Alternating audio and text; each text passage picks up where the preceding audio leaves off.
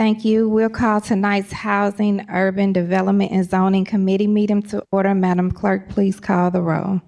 Alderman Cone, Alderwoman Schweitzer, Alderwoman Keys, Vice Chair Saunier, Alderman Browning, Alderman Aldridge, Present.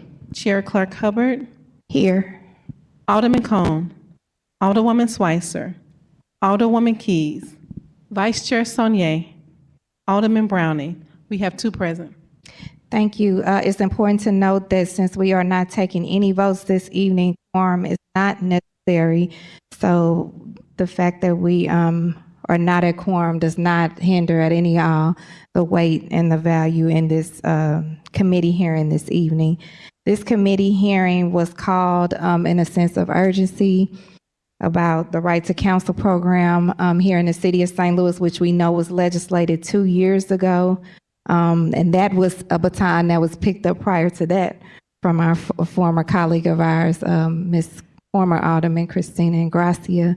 And in watching and looking at those old hearings and committee meetings today, I'm even more not just fired up, but heartbroken at where we are in this program today.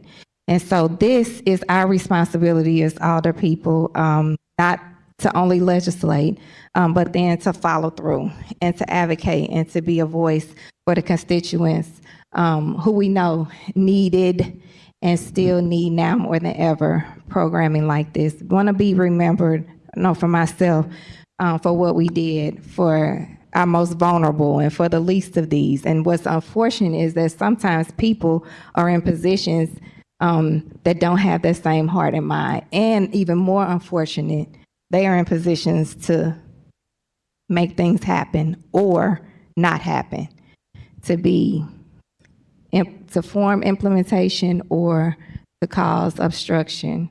And so what we are here for today and create and hold this space is to hopefully hear from not only the public first, but hear from our departments on where the challenges may be, where we can help to try to course correct and make things right, or maybe redirect, or whatever we can do to get this program in place, because we know programs like this, the trickle-down effect of having something in place as it relates to mental health, as it relates to our own house, as it relates to housing and the right that it is, makes all the difference in the world. And so with that, I am going to call up our first speakers from Arch City Defenders. I know if you are here and you are part of the core group that wants to speak, please make sure you signed up, because I'm going to swear everybody in at the same time. And then if you are here, as I heard some of the testimonies down in your rally before, and something moves you and you still feel the need to speak, again, this is our responsibility to take the time to listen to you all, and then do what we can to advocate for you all. So please don't hesitate, either here in the room or online, to sign up or raise your hand so that you can speak. So everyone in the room now that has signed up to speak, can you please raise your right hand? You swear to tell the whole truth and nothing but the truth? All right, we'll begin.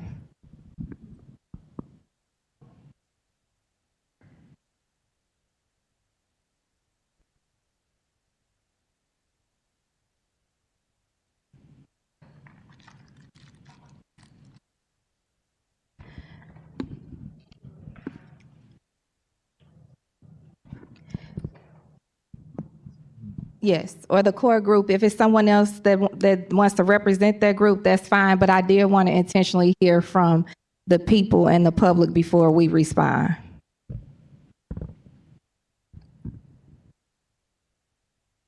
And if that is, we can go ahead and start with the speaker list if that works better.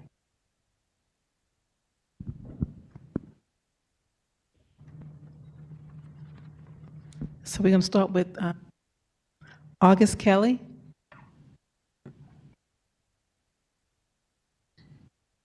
You have 3 minutes.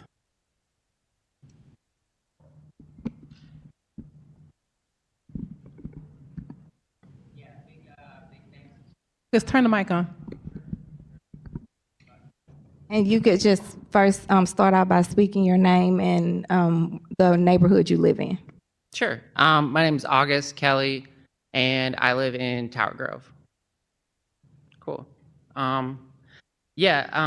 Just want to express appreciation for the organizers and the tenants who have come here to talk about their experiences. I'm a social worker in St. Louis at Places for People. I also do unhoused outreach.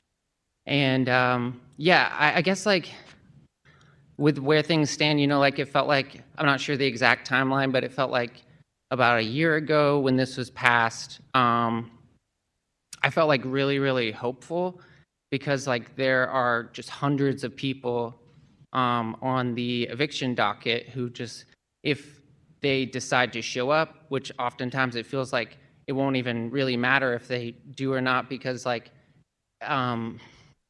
way that the court systems are set up, then it's very confusing for people, how it's basically impossible for someone to represent themselves. And specifically in this context, it's going to go really bad for them. And then we all know it's really difficult to regain housing once you've lost it. I guess I was just really demoralized when this was passed but not implemented. And it just made it feel like, even if something, legislation was popularly passed, then it wouldn't have any effect. And I don't think that that's what anyone wants. And I'm looking forward to seeing the ways that it's actually implemented. And I really appreciate all of the organizers for keeping it on point.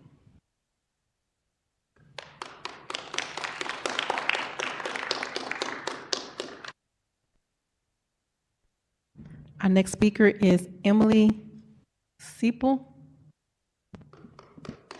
Ward 9. Can you hear me okay with the mask? Okay. My name's Emily Seipel, and I am a resident in Ward 9. I'm coming out in support of this program for many reasons, but something kind of close to my experience recently was working on a grant program for people who were displaced by the May 16th tornado.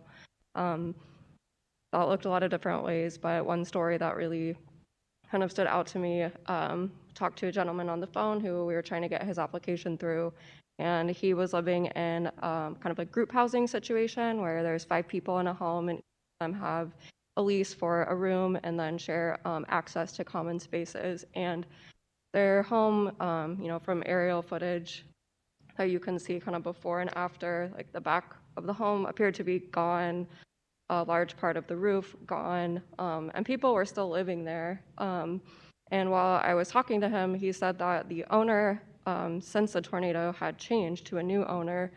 And I don't really understand how this is possible, but the new owner didn't realize that people were living there. And so he and his kind of fellow roommates were really scared because they couldn't actually pay their rent. And so I just think, that kind of story, it just really shows that some people, this one building to them is truly their shelter in the storm. It's their home, it's where they eat, it's where they rest, it's where they kind of go about their day. And to someone else, it's a property that's an investment or an income, and that is a huge power dynamic. And so we as a city need to stack the deck against that power dynamic, and I think the Right to Counsel program is an amazing opportunity to do that.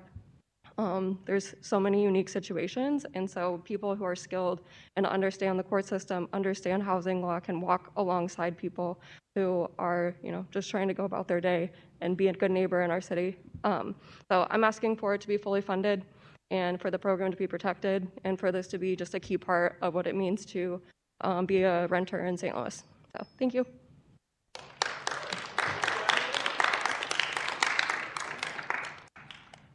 We have Chloe Brewer online. If you could turn on your camera and unmute your mic. Good evening. My name is Chloe Brewer, and I'm a former resident of the DeBoliver Place neighborhood in the city of St. Louis's 10th Ward. I'm here today to support the full and sustainable funding of the Right to Counsel program. On May 16th, 2025, I was directly impacted by the EF3 tornado that devastated our city. My apartment in the 10th ward was in the path of the tornado, and upon its impact, the walls and windows of my unit were ripped from the building while I was still inside, and my apartment and everything in it was covered with debris, and I was effectively displaced from my home because of its sudden uninhabitable nature.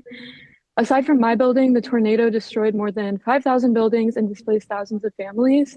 Despite having gaping holes in my apartment and no adequate shelter, my property management was adamant that I shouldn't be released from the terms of my lease. They were going to make me pay rent for the month of June, only 2 weeks after the tornado, despite having no place to live. If I hadn't paid, I would have faced eviction. The only reason that didn't happen to me is because I had a personal connection to an attorney who was willing to advocate for me without payment. But if not for that, I wouldn't have been able to afford a lawyer because I'm currently a graduate student with no external financial support. Considering also that the Right to Counsel program has been given less than 20% of the originally proposed budget, I likely wouldn't have been able to find support there either, despite the city's promise that all renters in St. Louis have a right to legal counsel in eviction cases. I was fortunate to have a safe and immediate place to stay as I recovered from the tornado and I found a new residence, but others in our city have not been so lucky. Their homes are destroyed, rents are rising, and winter is coming quickly. Right to Counsel is about providing justice and resources to tornado victims like me and to every renter. It's an investment in our neighborhoods, and the city should want to keep families in their homes, not spend millions more trying to reach them with emergency services once they're living on the streets. Every city with a functional Right to Counsel program, including our friends across the state in Kansas City, have saved money because investing in the rights of renters and families creates stronger, safer, and richer cities. So the time to act is now to prevent further harm. And today I am urgently requesting the immediate and full funding of the Right to Counsel program at the levels promised in the 2023 bill. So $2.5 million this year now and a dedicated long-term funding source now. I urge the Board of Aldermen to consider my experience and the experience of thousands of St. Louisans who have been impacted by circumstances out of their control, leaving them displaced, unhoused, or facing eviction. All St. Louisans deserve safety, and we deserve for our city's government to utilize its funds to ensure such safety is guaranteed. Thank you.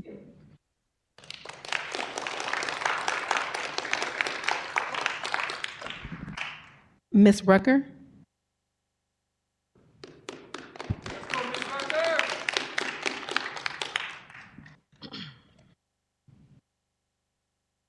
Hi, my name is Aviana Rucker, and I'm originally from North County, but I was relocated to South City, St. Louis.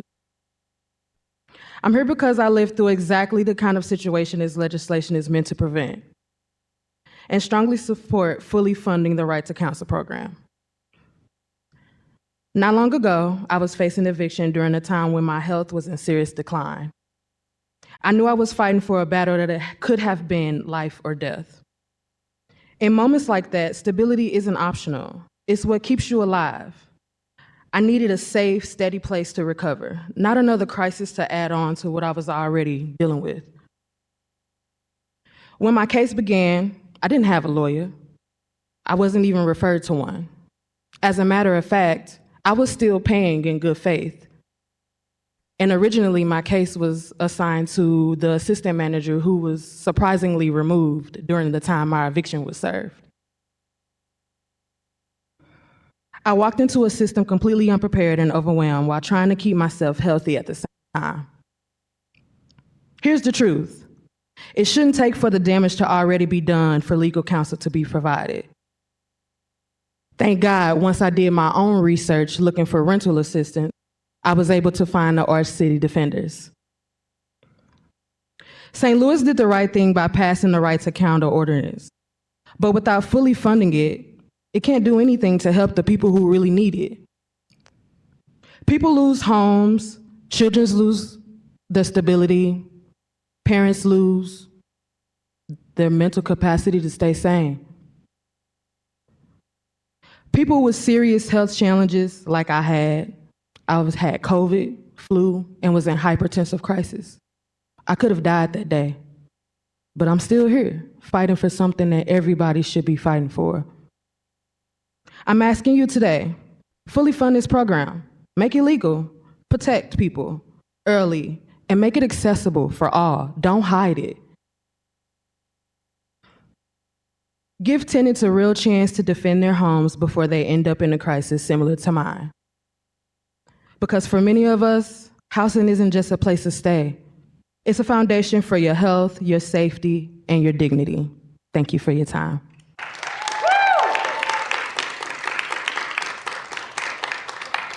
Luke Mon. Luke Mon.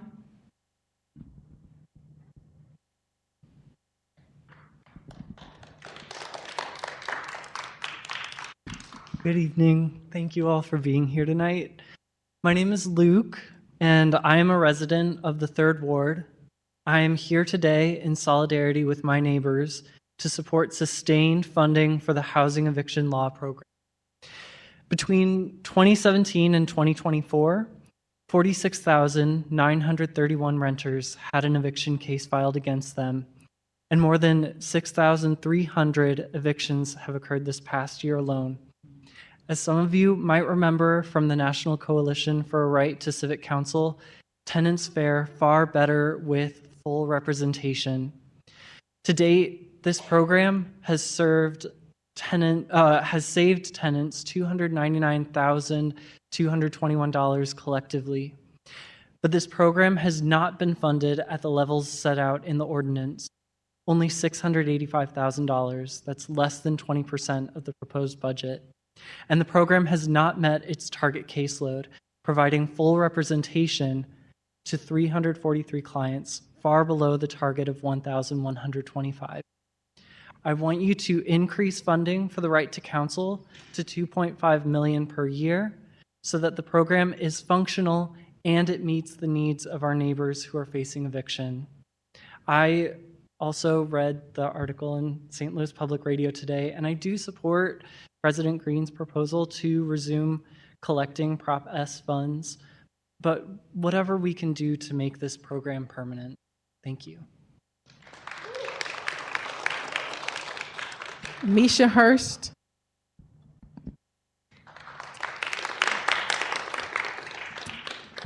My name is Misha Hurst, and I am a former resident of downtown. So in a nutshell, by the grace of God, I was one of the success stories through the Right to Counsel. Long story short, I was drugged back and forth to court for backdated rent and a slew of illegal fees that the Right to Counsel was able to expose in court. Without them, I would have had to pay thousands of dollars I didn't legally owe. And because of them, I was able to collect 3 times as much in a settlement through the legal counsel. The funding of the Right to Counsel program is important because it gives tenants a chance at a fair fight in court and potentially exposes the underbelly of the unfair practices in the leasing companies in our city. Thank you.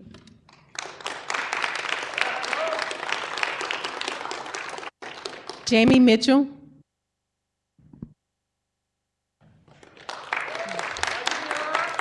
Thank you. My name is Jamila. I'm in the 12th Ward. As you all know, the tornado happened. Okay, cool. But what are we going to do now? Instead of, oh my goodness. Okay, I had a whole thing that I was going to say, but that's not even where like Spirit is leading me. Spirit is basically telling me, I am tired of being neglected. I'm tired of feeling like it's my fault. I'm tired of always having to ask for help and I don't get it. Or I'm steady getting the runaround, but I still have to live life and I'm still, supposed to show up. But where's my help? It's almost at this point, like, where do we sign? Because we shouldn't keep doing this. We shouldn't have to go through this system that basically, it's almost like it's designed for us to fail. When you go to these courtrooms, it's almost like an auction block. You have the elderly there, and I'm talking about they know absolutely nothing of what's going on. You have families with their children, and I'm talking about the panic in these little kids' eyes, like, Mommy, are we going home when we leave here? And it's not fair, especially when this could just be avoided with just a simple conversation with the Right to Counsel stepping in for our renters. Something that I believe should be implemented, just being a renter, this should be a given. It's people on the streets. And it's cold outside. I'm talking about it's babies. And they are getting evicted over 1 month's rent or because they're either being too loud. I mean, it's not even the evictions, the illegal evictions are what's crazy. But we can't catch them because we wouldn't know. The right to counsel knows. The people in our community, like these lawyers, I mean, God, these are angels, God sent. And when I know, because they have helped me. I have 5 children. And they recently lost their father. I have MS. I am losing the vision in my left eye. And I'm a single mom. Like I'm a single mom, but I'm like literally like scared, not just for my kids, but my neighbors' kids.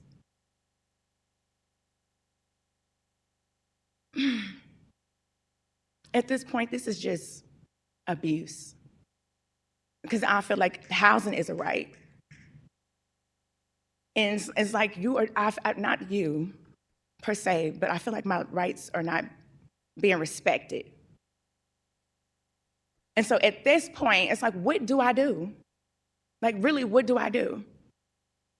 And there's so many other people that are just like, they don't even know what to do. But you have like the right to counsel literally saves people's lives, keeps families together, keeps the mental capacity. I'm talking about people are literally, I know I've lost it a few times, but I couldn't have done it without Will. I couldn't have done it without my community. I couldn't have done it without that push, like you have a voice, not just for you, but it's other people. And it's literally, this is not fair. It's Ms. not Mitchell, fair. that's your time. I appreciate that. Thank you.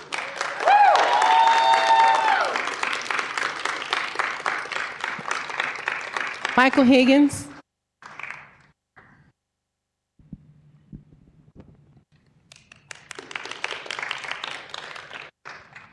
Good evening. My name is Michael Higgins, and I'm a resident of the 7th Ward. 3 months ago, I moved to St. Louis to attend a graduate-level social work program at Washington University. During this time, my renting experience has been drastically different than areas which I previously lived. I don't know if you know, but the Missouri tenant law is much less than a scrap of piece of paper that says, hey, you signed a contract, that's it. For the first 2 months of my lease this fall, I sat with my hands tied as my shower water poured down into my neighbors below me. So every time I took a shower, I was basically dumping waste onto them. The neighbor down the hall from me, he had sewage leaking from his roof. And we couldn't do anything because we couldn't afford to go to court with our landlord. So we had to wait until they just decided, you know what, maybe we should do what we're legally owed to because we signed the contract with them. And now I must consider myself lucky hearing everyone talk today about, unlike me, living in unlivable conditions. They are literally being evicted from their homes and put on the streets. There are over 5,000 renters evicted in St. Louis every year, many with children and family who have no right to defend themselves against wrongful eviction beyond the Right to Counsel program, which is currently underfunded. Furthermore, the Right to Counsel program has worked. In Kansas City, the Right to Counsel program has successfully defended 82% of residents from 2,000 cases of wrongful eviction in the last 18 months. At an average household size, that equates to 4,100 people, nearly the same amount of people as my entire neighborhood in Gravois Park. That is 4,100 people who do not need additional government housing assistance because they just lost their home. That is 4,100 who are able to keep working because they don't need to take time off to find a new place to live. That is 4,100 people who are able to rightfully keep their lives. So why do we not properly fund our Right to Counsel program here? As far as I'm concerned, there isn't a justifiable answer. I want you to increase funding for the Right to Counsel program to its rightful $2.5 million per year so that the program is functional and meets the needs of residents who are facing evictions and have the right to legal defense in this city. Thank you.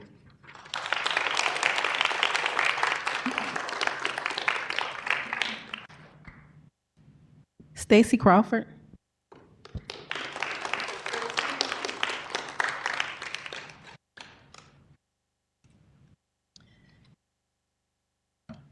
Hello, I have my whole speech that I said out there, but I want to make sure that I touch some bases on some things that's really important to me. So I too faced eviction in 2019, 2020.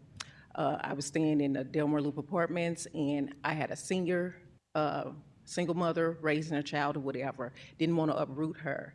They had changed companies or whatever. They sold the building and let us know. So basically, start giving out evictions or whatever. Contacted Matthew Chase, which was the attorney that was representing the building at that time.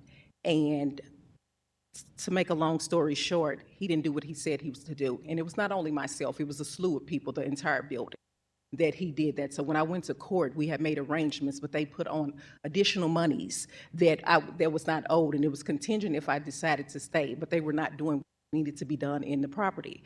So I agreed to it, but it was contingent. Well, that was not discussed, like he said that it was going to be discussed. So now I have an eviction on my record. It's been 5 years that I've been fighting to get this eviction off.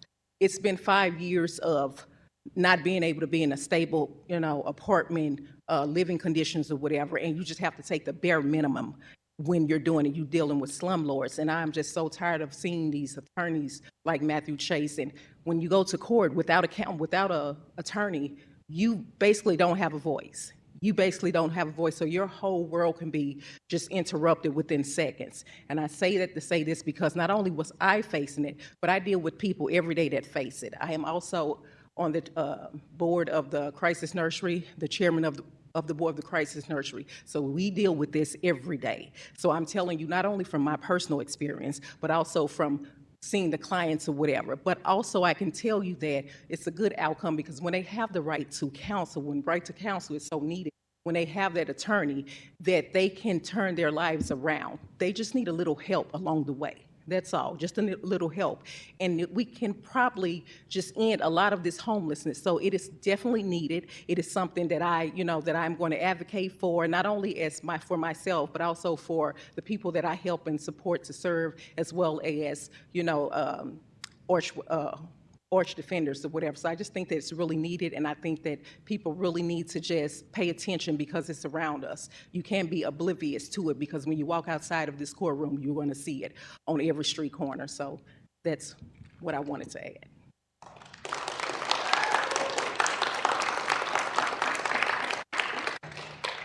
Art Clemens.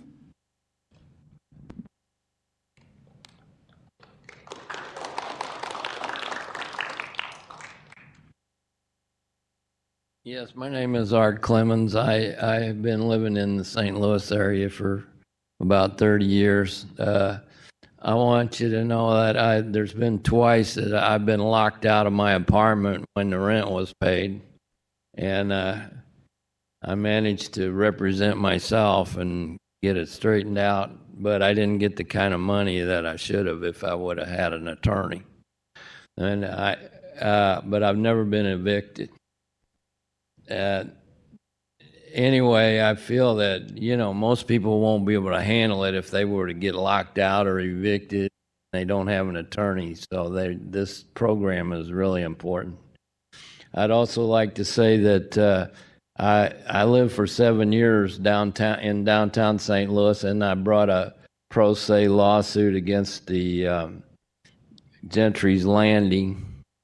And they were pulling a scheme. Is a short notice scheme. What they do is they send you a notice that said you got 3 or 4 days to decide whether you want to stay here because we're going to raise the rent. So then you could stay at the same price for 30 days, but if you didn't sign the paper they gave you, then you had to leave. So there's no possible way you could find a new place to live within 3 or 4 days. It couldn't be done. That's basically extortion and theft by coercion. And the judge in the case ended up ruling that there was that a crime is not a tort. Anyway, I know I don't have much time to present this thing to you, so I'm going to send an article I wrote about it to your email that I got, so you can understand it a little better. Thank you much. Thank you so much. That is, please note that if you don't feel comfortable speaking for whatever reason or that you want to share, that will be absolutely share with all of us and captured for this meeting in the drive, it can be emailed to us. Lee Camp.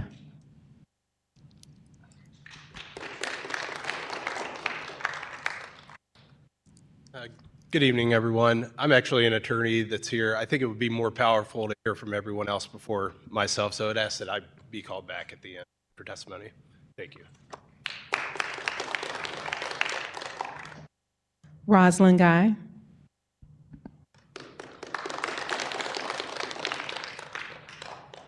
Good evening. I respect all of y'all, like I said. And I'm so grateful to be here. Ms. Guy, can you speak inside the mic? Okay. Here I am. I'm here. Okay. I'm so grateful that Attorney Baran told me about this. And I'm so happy to see Attorney Dan McGuire. I worked with him when I was at the Housing Authority. And we had 42 resident councils. And now I understand they only have 5. So I think people are being beat down. But I'm here, fresh out of court, as of this morning, 11 o'clock. Attorney Baran represented me. Prior to him, in another unlawful detainer action, Attorney Susan Alverson represented me.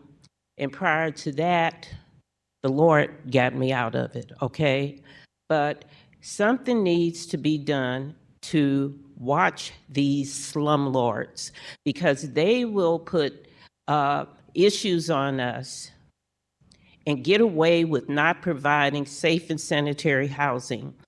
I was told they were not going to renew my lease because I reported I had mold and mildew in my apartment. I didn't know why I was getting sick. And they hold activities in the basement. When I went downstairs, the entire stairwell was crumbling from mold and mildew. I was writing down a lot, but the first time they were evicting me, it was because I reported I didn't have hot water for over 10 months, for over 9 months, almost 10 months. I mean, it's hurtful because I've had a chance to work on the inside when I worked for BJC in the Department of Mental Health as their Shelter Plus Care Coordinator for the Eastern Region of Missouri. I housed over 270 clients. I never had clients to come back and tell me things were happening to them like I'm experiencing, okay? I worked at the Housing Authority, and we work to uplift our residents. And Webster School Senior Apartments, located at 2127 North 11th Street in Old North St. Louis, is basically trying to use me as an example because I start organizing the residents. We don't have any of the amenities that they promised us. Our door, front door, entry door has stayed open for months at a time without any security. It's like you're punished if you speak out. Somebody needs to do something. Nobody's enforcing the bill that y'all just passed recently about mold and mildew. Ms. Guy, that's your time. Thank you. Rachel Hurtado.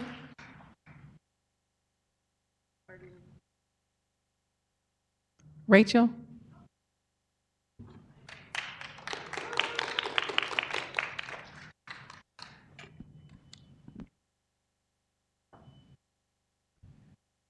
Good evening.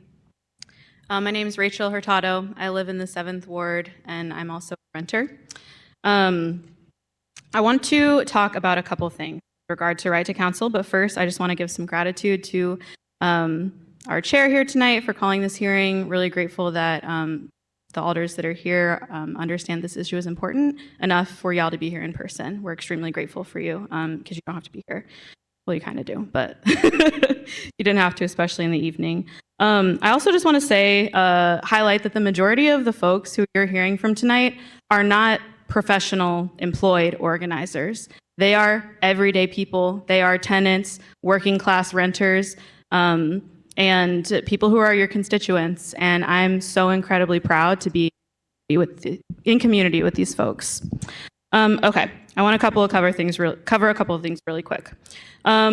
Section 7 of the ordinance, the Right to Counsel ordinance, says that the coordinator of the Right to Counsel program shall work with designated community groups to educate and engage tenants and others about the program, including assisting tenants to form and maintain tenant associations, refer tenants to designated community groups, and engage in other activities designed to educate, engage, or inform tenants about their rights. This program has been up and running for over a year. I am a tenant organizer, and I know for a fact that myself, the coalition of tenant organizers that are sitting here in this room with me tonight, have not heard anything, received any communication from the coordinator whose full-time job is to enforce this ordinance. So I have a lot of questions about where that person is, what they have been doing with that full-time job, because we know that the tenant organizations that exist in St. Louis City have not heard from that person. I also want to talk a little bit about the funding for the program. It has been a year, and we know that there are elected officials who continue to say that Prop S is going to fund the Right to Counsel program. I want to impress upon y'all the urgency about this. If we continue to lean on the Prop S funding, we don't even know how much that fund is going to generate, right? Because it's been tied up, and it's really just kicking the can down the road. You heard from folks in the room tonight who have experienced evictions. People who are impacted by the tornado. People are getting evicted now. Folks cannot wait any longer. We cannot wait another year for us to understand how the short-term rental tax is going to impact the Right to Counsel program. And we know the baby's being split already, right? Half of that money is going to go to the Affordable Housing Trust Fund. Some of it's going to go to the Impacted Tenants Fund. Some of it might go to Right to Counsel and other programs. That is not going to be enough money. Right to Counsel needs $2.5 million a year minimum, according to the ordinance, to be able to serve the number of tenants that it is supposed to serve. And that's not even going to touch the number of evictions that St. Louis City sees every year. Renters need other options right now in the city fast. This is extremely urgent, and there are options, right? The money, the Rams money is being, debated as we speak. I know that y'all are working on that.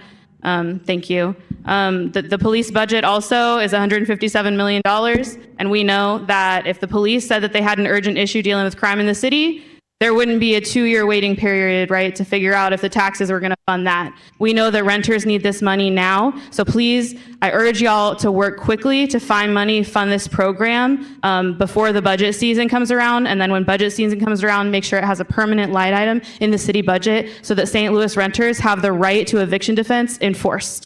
Thank you.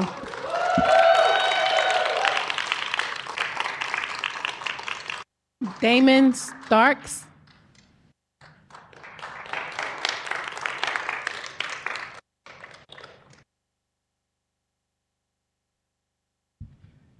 Good evening, everyone.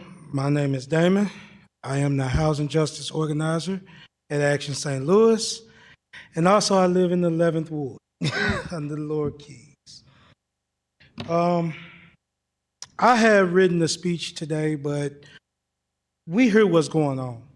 2 years Right to Counsel has been funded. 2 years has been passed, but not fully funded.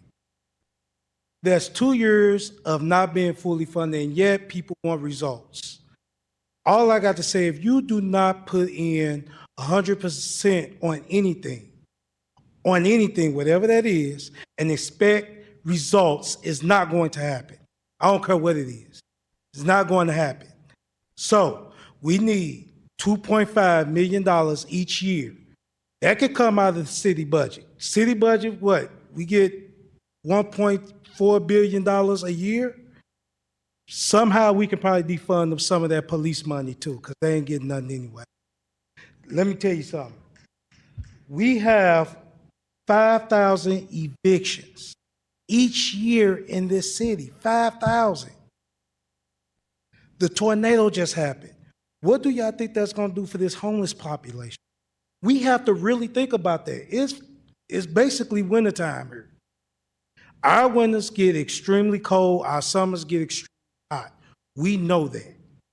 That's the point of living in the Midwest. We have got to do something to get Right to Counsel funded while we still fighting this fight when we fought it 2 years ago. Tired of it? Y'all need to get it together. We had it together. Y'all can too. That's all I'm saying. Thank you. Thank you to the people. Will Krieger.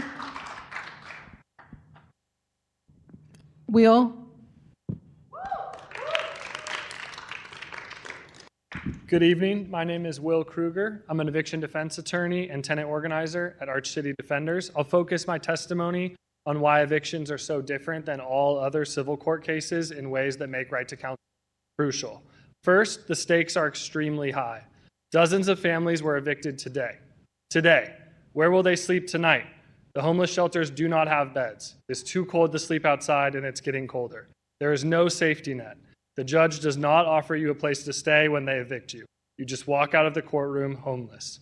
Second, eviction cases are extremely fast. Most civil cases take about a year. Eviction cases take about 2 weeks as required by state law. And if you can't get off work or you can't find a babysitter the day of your case, then the judge defaults you. That means you are now homeless with no chance to present your side of the story. Third, the scales of justice are extremely unbalanced. More than 90% of landlords have an attorney, less than 3% of tenants have an attorney. All evictions pit someone who owns property against someone who rents property.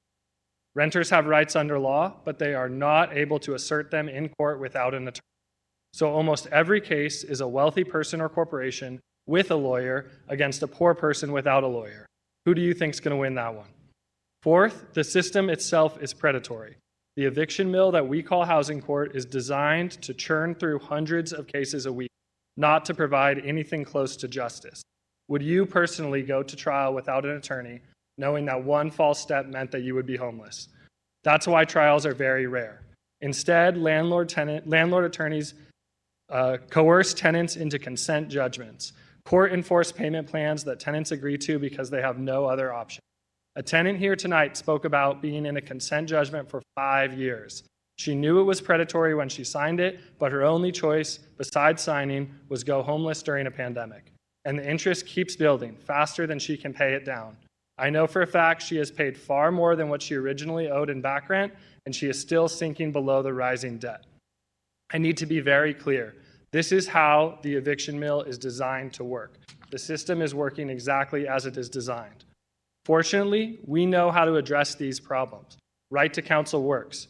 Dan Baran and Sean Caruso, the attorneys you will hear from tonight, work tirelessly for their clients. They make a difference in people's lives every single day. I'm proud to call them colleagues and personal friends. But 2 attorneys is not nearly enough. $700,000 is not nearly enough. And we need a functional city program that supports these attorneys.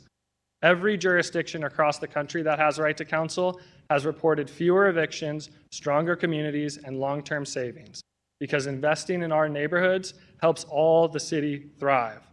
Please fully and sustainably fund the Right to Counsel program. We demand $2.5 million this year and a dedicated, sustainable, long-term funding source that grows as the need will continue to grow. Put pressure on the executive branch to fix these operational problems. Otherwise, the eviction mill will simply keep churning. Our neighborhoods will simply continue to hollow out, and our streets will just keep filling up with unhoused people who should never have been treated this way in the first place. Thank you very much.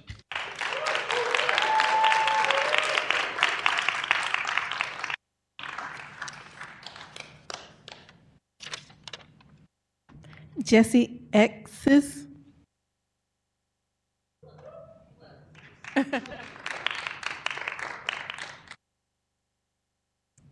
Hi, y'all. I'm Jessica Estes. I'm Director of Partnerships Organizing at Arch City Defenders. So this is not a resource problem. In fact, what makes this even more frustrating is the city has an abundance of resources that have yet to be deployed.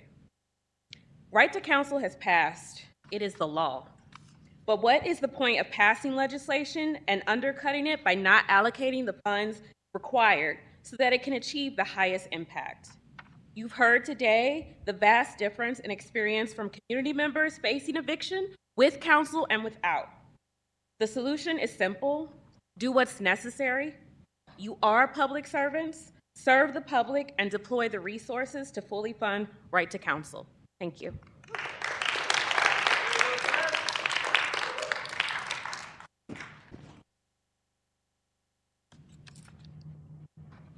Lee Camp. Okay. Annie Rice? Let me see how many more people are on there, because we do want to call him up when the lawyers come up to do the presentation. So are there more people? Let me look at the list. I have 2 more people. You want to speak?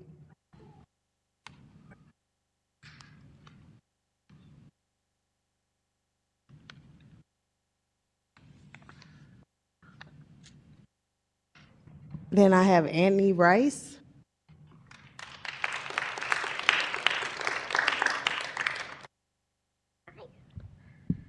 Good evening. Annie Rice. I live in the 4th Ward, and I am Senior Counsel for Policy and Partnerships at Arch City Defenders. A couple of things that I want to highlight that some of the tenants have spoken to you about tonight.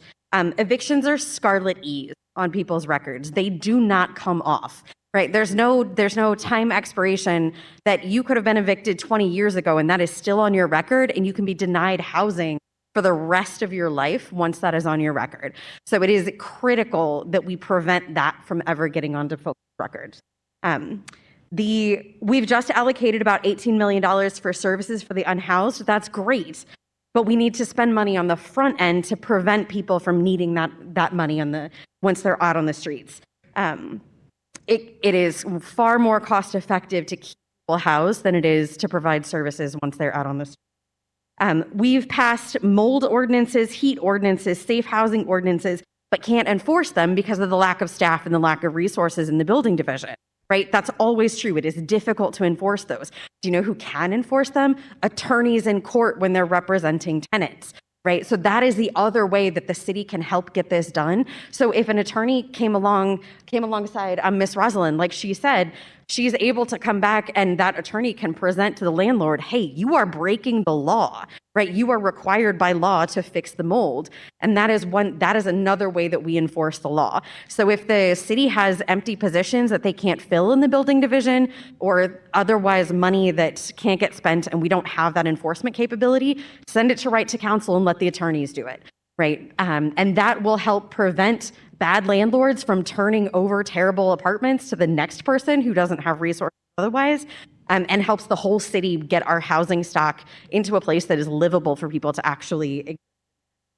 Also, this is not a pilot program. This is a permanent program that is an ordinance in the city of St. Louis with required funding behind it. So thank you for treating this with the seriousness that it requires. And also, this is, I hate to say it, but this is good for landlords too, right? The more that someone is represented, they can work out a payment plan, they can work out a way to stay in that home, and then a landlord doesn't have to turn over a unit. They don't have to go find a new tenant. They can work out a system for that tenant to potentially pay and find a way through, right? So I thank you for your time. Thanks for holding this hearing tonight. Thanks for listening to all of the people who are impacted, and hopefully we can get some money in the program. Thank you.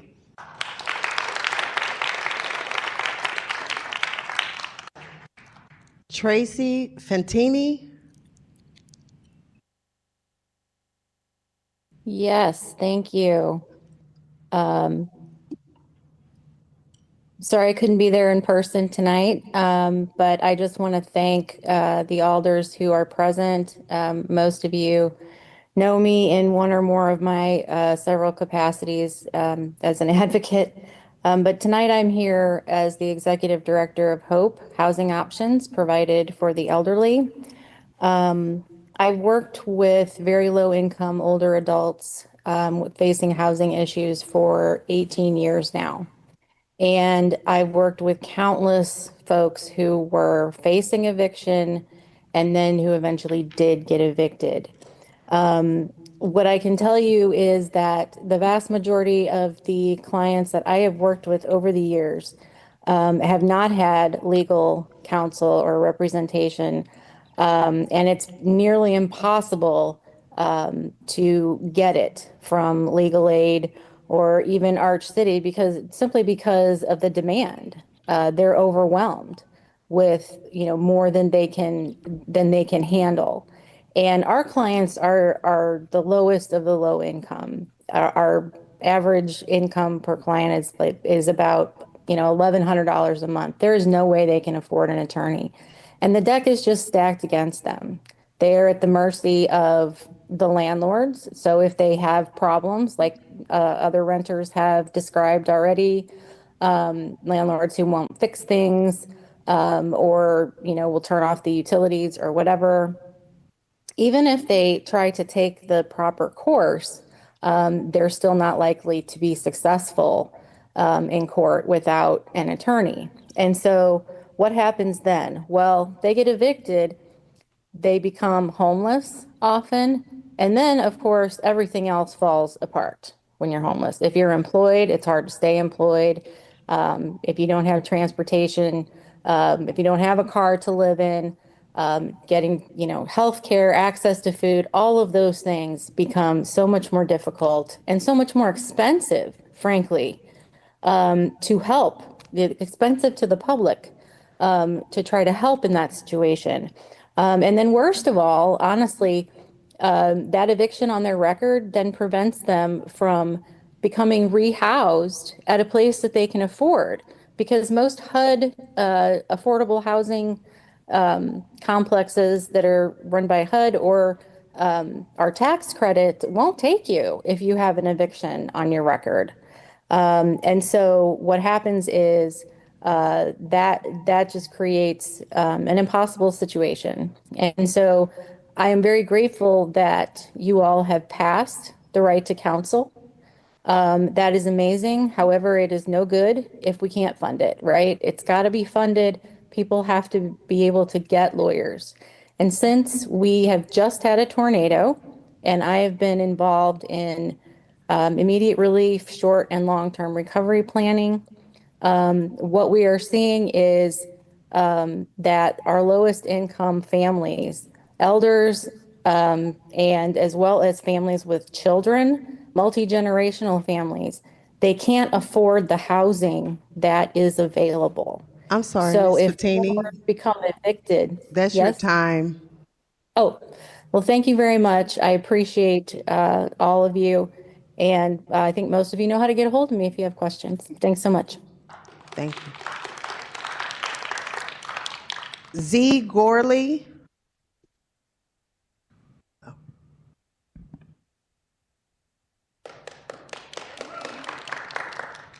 Hi, good evening, everyone. My name is Z. I wasn't planning on speaking tonight, but I just wanted to, first of all, thank all the folks who have come up to the mic and spoken now and earlier at the press rally that we held.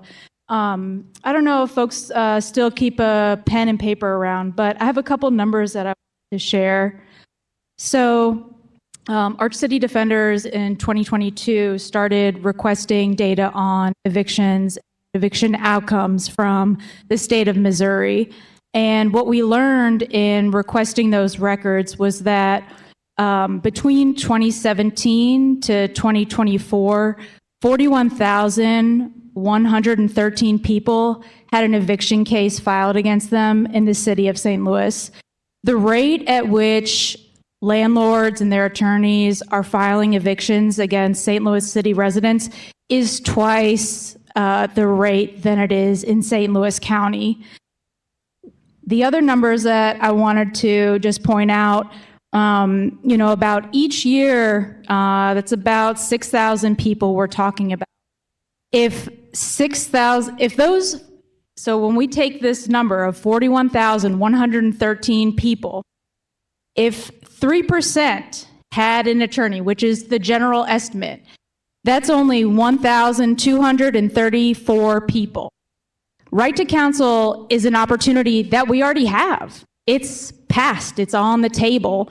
And so the opportunity and the demand is to fully fund it, because the program talks about providing legal representation for about 1,100 people every year. However, we know that the number of people getting evicted every year is between 5,000 and 6,000. So even if we were doing this to the max, it's not enough. So I thank you for being here and taking these concerns really to heart and to action. Thank you. Leah Fessler.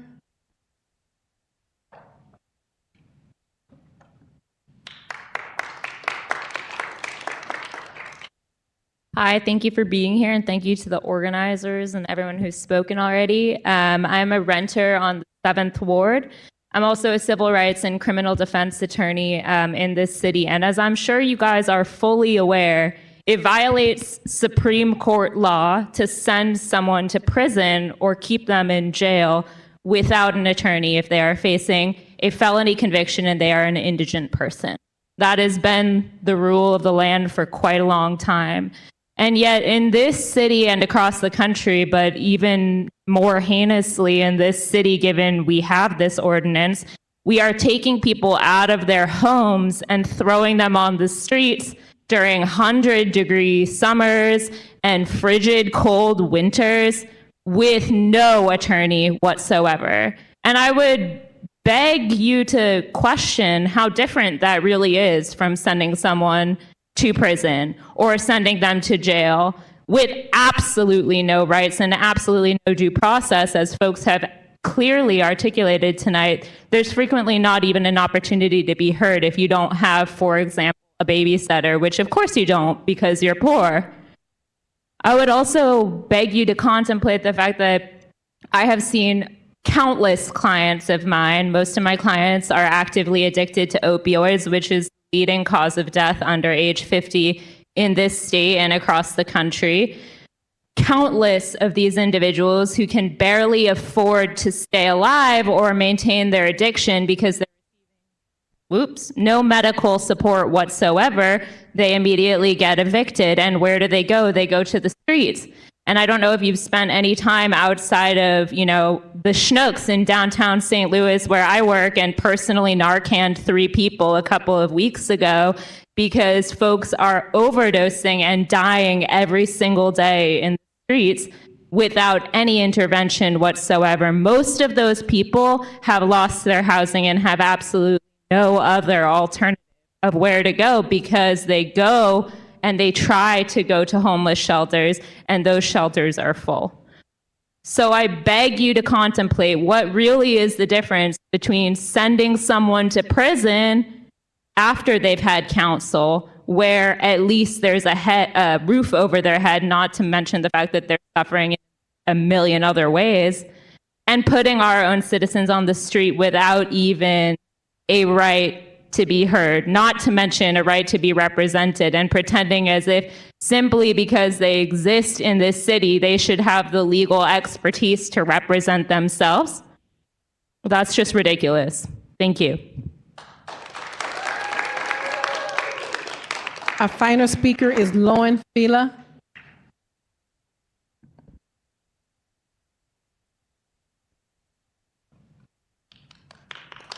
Hi, I'm Lauren Filla. I do live in Maplewood. I want to thank the organizers for this. I wanted to say that housing is a human right. Humans need housing to live. I want to remind the committee that Jennifer Pendleton froze to death on the streets of this city last year, laying on a sewer grate, trying to keep warm. So with the tornado, people were evicted through no fault of their own.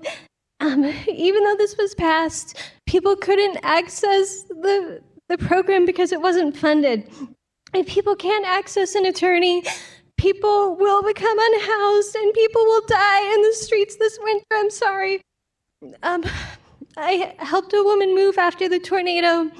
She had very little notice that she had to move.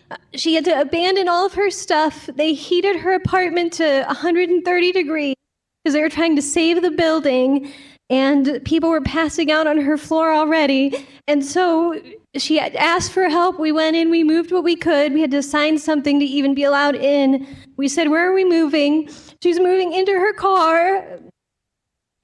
If you're evicted, it's harder to get housing. And this is instability, this is chronic stress. It's not compatible with living and with thriving. We treat housing like it's an investment that makes rich people richer and not something that people need to live. And if the elected leadership in this city doesn't prioritize making sure that Right to Counsel is fully funded, then you'll be sending a very clear message about if you value the lives of the renters in this city. Housing is a human right.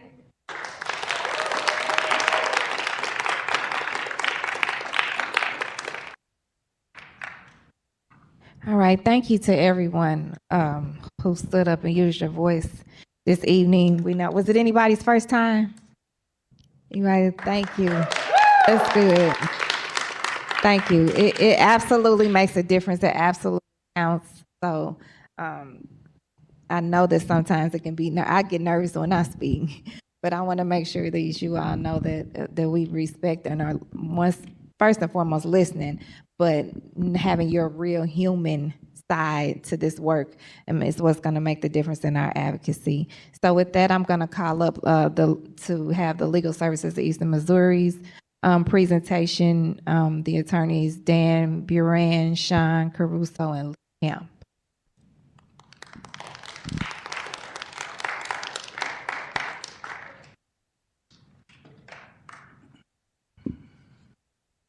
Good evening. I'd like to thank you for inviting us here. I'll start real quick. My name is Daniel Buran. I'm an attorney. First off, I am the program director.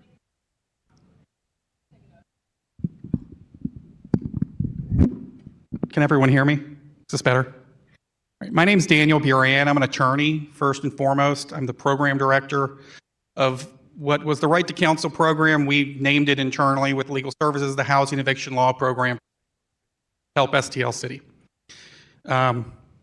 Thank you for inviting us here to talk about the program. I'd like to extend an invitation to you as well to come watch court. These court dockets go on 4 or 5 days a week. Sean and I are there 4 days a week at very least. These dockets last for hours. There's over 200 cases on some of these dockets. And I think it would behoove the people who are making some of the laws about this to come and see a docket. You can sit with Sean or I. We'll introduce you to the judges and show you how it works. Speaking of how it works, I just want to talk a little bit real quick about eviction law in Missouri and let you guys know what we're facing. There's really 4 types of evictions in the state of Missouri. There's numerous different ways that landlords can use to kick someone out of their home. 66% of our clients served have a rent in possession eviction lawsuit filed against them. That's usually when a tenant is behind on their rent. The landlord can file a petition in court to ask for possession of the property and any unpaid rent.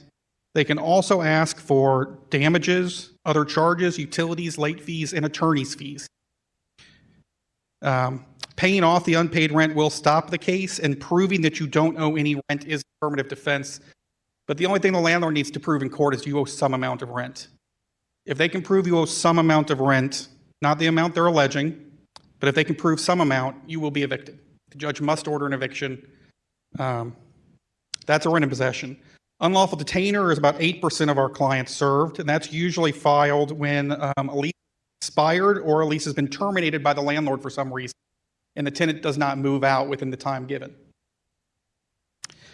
The landlord can ask for possession of the property and double the fair market value rent of the property for every month that the tenant property after they were supposed to be out.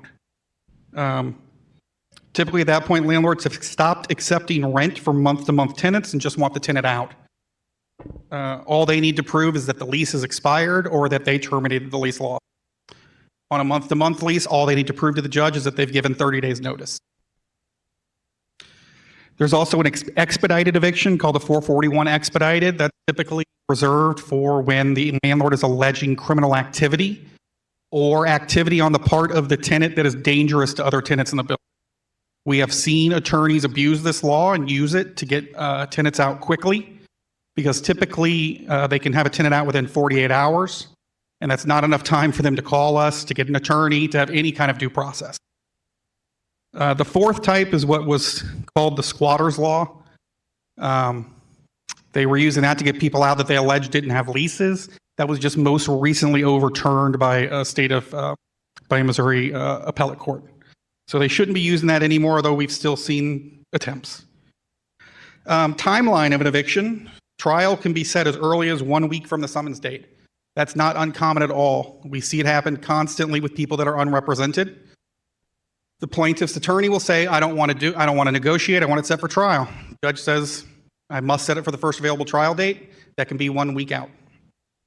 At that trial date, if they can prove their case, which is an extremely low bar, there is a 10-day grace period after the judge would order the eviction. That gives them time to file an appeal. Filing an appeal doesn't stop the eviction. It doesn't pause the eviction. Only depositing the amount that the judge ordered as a money judgment with the court will stop or pause the eviction. Otherwise, you're filing an appeal and hoping that the sheriff doesn't come out before you get your day in court. After that 10-day grace period is over, the sheriff can come out at any point after that and execute on the eviction. They're supposed to come post notice. They're supposed to come post notice about a week before they come out and do the eviction, but that is entirely dependent upon the City of St. Louis Sheriff's Office. That's their own internal policy. None of that is a law that they have to provide notice. Defending an eviction case, let's talk about that for a moment. We have to do an entire intake process when someone calls our line. We have to check for conflicts. We have to check that they qualify. After all that's done, and after an attorney actually gets involved in the case, we negotiate settlements with landlords, other attorneys, and the housing authority. We represent tenants in administrative proceedings with housing authorities or similar entities to defend against people's benefits being terminated. We represent tenants in court, including trials and first appeals. We file affirmative cases or litigation against landlords. We raise security levels on cases, making it so that future landlords don't deny housing. And we connect tenants to services and resources as necessary. I had a part in here about the bill. I think people have spoken on it enough. Some of the sponsors and co-sponsors are here, and I thank you for being here today. I will say the intention of the bill was that, in my belief, that all residents of the City of St. Louis would have the right to speak to an attorney and be represented in court if need be throughout the eviction process. Under our contract requirements for the legal services signed with the city, we're on a 2-year period. We estimated we would work on 520 cases over that 2-year period. We are on track to exceed that requirement by quite a bit. That's the number of cases that we're actually entering and representing. We're also required under the contract to give out information, giving out legal info and referrals. We estimated about 500 incidences of that per year. We're about double that for this year, 1,025. That's mainly at the court table at the Civil Courts building on the 8th floor. Legal Services staffs a court table that's out there to give information and some pro se online resources to litigants that are there without attorneys. That's, like I said, staffed 4 days a week, and that's staffed by legal service employees. Speaking of staffing, this contract allows for 2.93 full-time employees at Legal Services. 2.93 full-time employees. That's 2.5 full-time employees that are attorneys. That's myself, and that's my friend Sean Caruso. The other 0.5 of that is taken up by our colleagues in the housing department. They represent people in St. Louis County, Jefferson County, St. Charles County, and help out in the city as can be. We also refer cases sometimes to our volunteer attorneys or to our senior law or consumer programs. It's the only way to make up the other 0.5. 0.43 full-time employees, not even half of the person, is our paralegal and administrative support. I spoke with our senior paralegal who has over 2 decades of litigation experience and over 5 years with legal services about the program. She's the one who primarily serves as that 0.43. Her plethora of experience is typically used right now in our program to open and close cases. That's so we can keep our data tracking. That's so we can keep cases moving in and out of our program. What could we accomplish with full paralegal support? Well, motion practice support. Motions to dismiss, motions to compel, cross claims, counterclaims against those landlords, forcing their hand and giving us, leverage. Trial support at trial, having exhibits ready to go. OJ didn't get acquitted with one lawyer, right? It takes more than one person to litigate a case. More help with administrative work. Other paralegals would cut down on some of our senior paralegals on doing administrative work. More aid for our attorneys in our holistic representation. More aid and more timely data tracking. All of this would free up staff as well for more outreach and educational opportunity. I talk about this extra support because as the program grows, which we hope it will, administrative work will grow as well. And paralegal support will become much more important. Because of Missouri state eviction laws, cases move extremely quickly and our attorneys need help to work a case up for trial in that short amount of time. Full actual representation requires paralegal and social work support to be successful. Our social workers often assist with obtaining rental assistance and other resources that can help our clients pay off judgments, raise security levels, and move forward with their lives. I'd like to talk about the successes of the program, the actual numbers of clients we serve. We most recently submitted our September report, which is 14 months into the program. On that report, we have 367 unduplicated client households at this time. These are new clients for our program, a new client for the Help STL City program. Of those 367, we have already closed 233 of those cases, and 134 of those are still in progress. Of those households that we have taken on as clients, that is 462 adults and 311 children that have been impacted by our work. 385 legal cases are what we've actually handled. So 367 is the amount of new clients we've taken into the program. Some of those clients have had multiple evictions filed against them. Some of those clients, we've closed their eviction case and their landlord filed another eviction against them. We rehoused them and their new landlord filed an eviction against them. So we have 385 legal cases that we've handled. 233 of those we've closed, 152 are still in progress. I skipped some of these, so I apologize.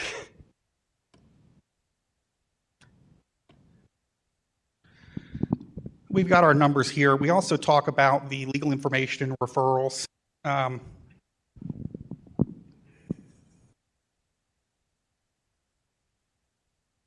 We've got 1,189 people or households that have received information through our outreach. Where do the people that we represent live? Well, we provide direct legal assistance to households in 10 of the city's 14 wards. More than half, 56% of our clients reside in wards 1, 8, and 14. You can see below that over 3/4, 77% of our clients that concluded services reside in the city's top 10 zip codes for eviction filings. 63116, 63118, 63106 are our top offenders, 27, 27, and 25 evictions filed where we've represented clients from there. Those clients that we represent, primarily African American, primarily female, primarily have a child under the age of 18 in the home, and they are affected by poverty. 72% of the households that we've represented have incomes under 30% of the area median income. That is qualified as extremely low. Like I said, 83% of our cases, someone who is Black or African American, 74, someone who identifies as female, 41% of our cases have a child in the home under the age of 18. So this affects a wide variety of people. The outcomes that we get. Well, we have a couple that we can kind of talk about. Money saved. We get cases dismissed. Having the case dismissed means that there's no money judgment that's going to be issued by the court. We avoid default judgments against tenants. People call us sometimes because they need help, they need advice. Sometimes people call us because they're in the hospital and can't make their court dates. They try calling the court. They explain to the clerks and the judges that they can't make it because they're in the hospital, and quite often they find unsympathetic ears. So sometimes that's what we're doing, is showing up and making sure people don't get default judgments. Avoiding money judgments. 30% of our clients do not receive any assistance, any public assistance, and thus would be collectible under income garnishment. Even our clients who do receive assistance, food stamps, TANF, things like that, their income can still be garnished, their taxes can still be seized. These money judgments can be collected upon. Not only can they be collected upon, but they can ruin people's credit. So the amount we've saved through September of 2025 for our clients is $386,720.68. That's all money that could have been reported on their credit report. That's all money that could have been garnished from income, from tax returns, things like that. That's also likely money that would have left our community. Let's remember that. Most of our landlords are out of state. That's $386,000 that likely would have left our metro area, that wouldn't have been spent in our community, and would have caused city resources to have to be spent to make up the gap.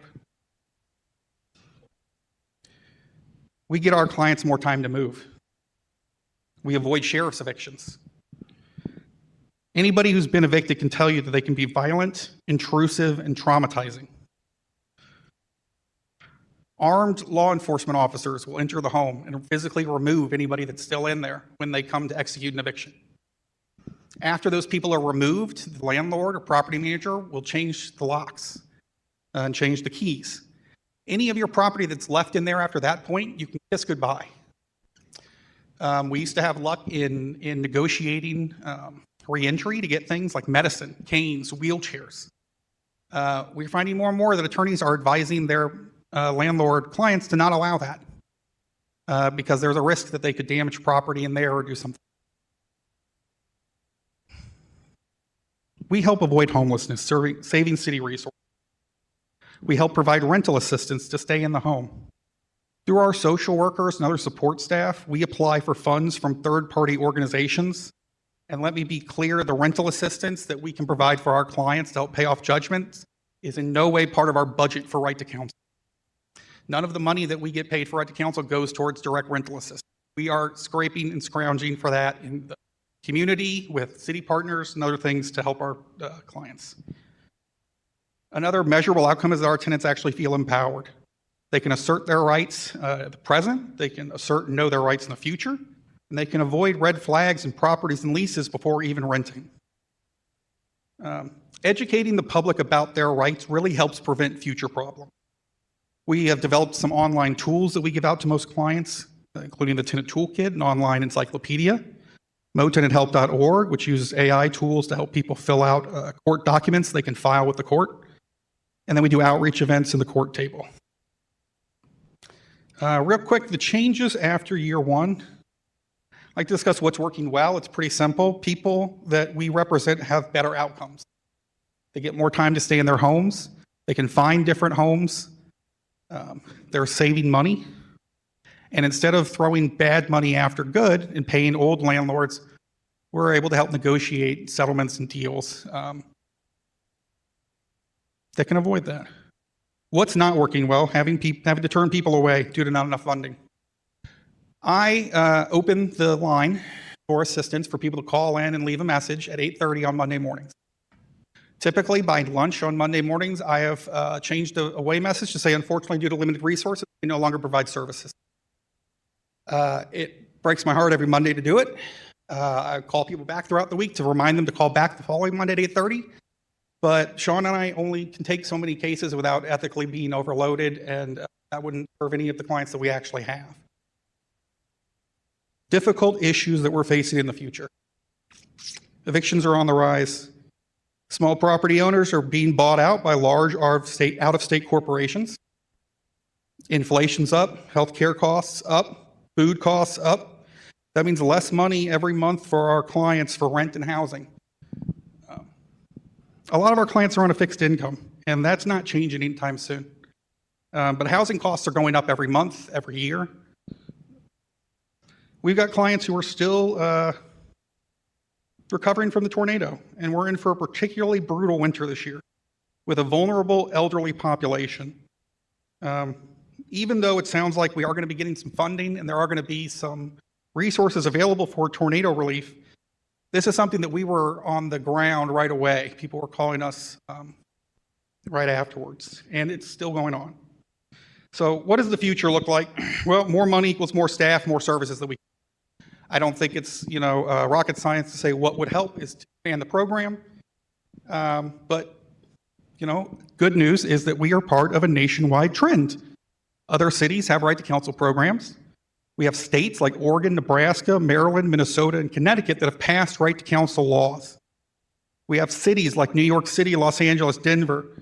We have Kansas City, Detroit, Cleveland, Philadelphia who have passed right to counsel laws. We're in good company. We can fix the power imbalance that we have that's inherent in our state laws. We can help our clients avoid large money judgments that follow them. So I've heard the number 2.5 million. I don't want to say that would fully fund the program, but we would have a better funded program. 2.5 million would allow a program to expand to over a dozen attorneys and support. It would also allow a program to ramp up the cases they take and get much closer to serving the needs of all the citizens of the city of St. Louis. So thank you, and I'd like to invite my colleague Sean up.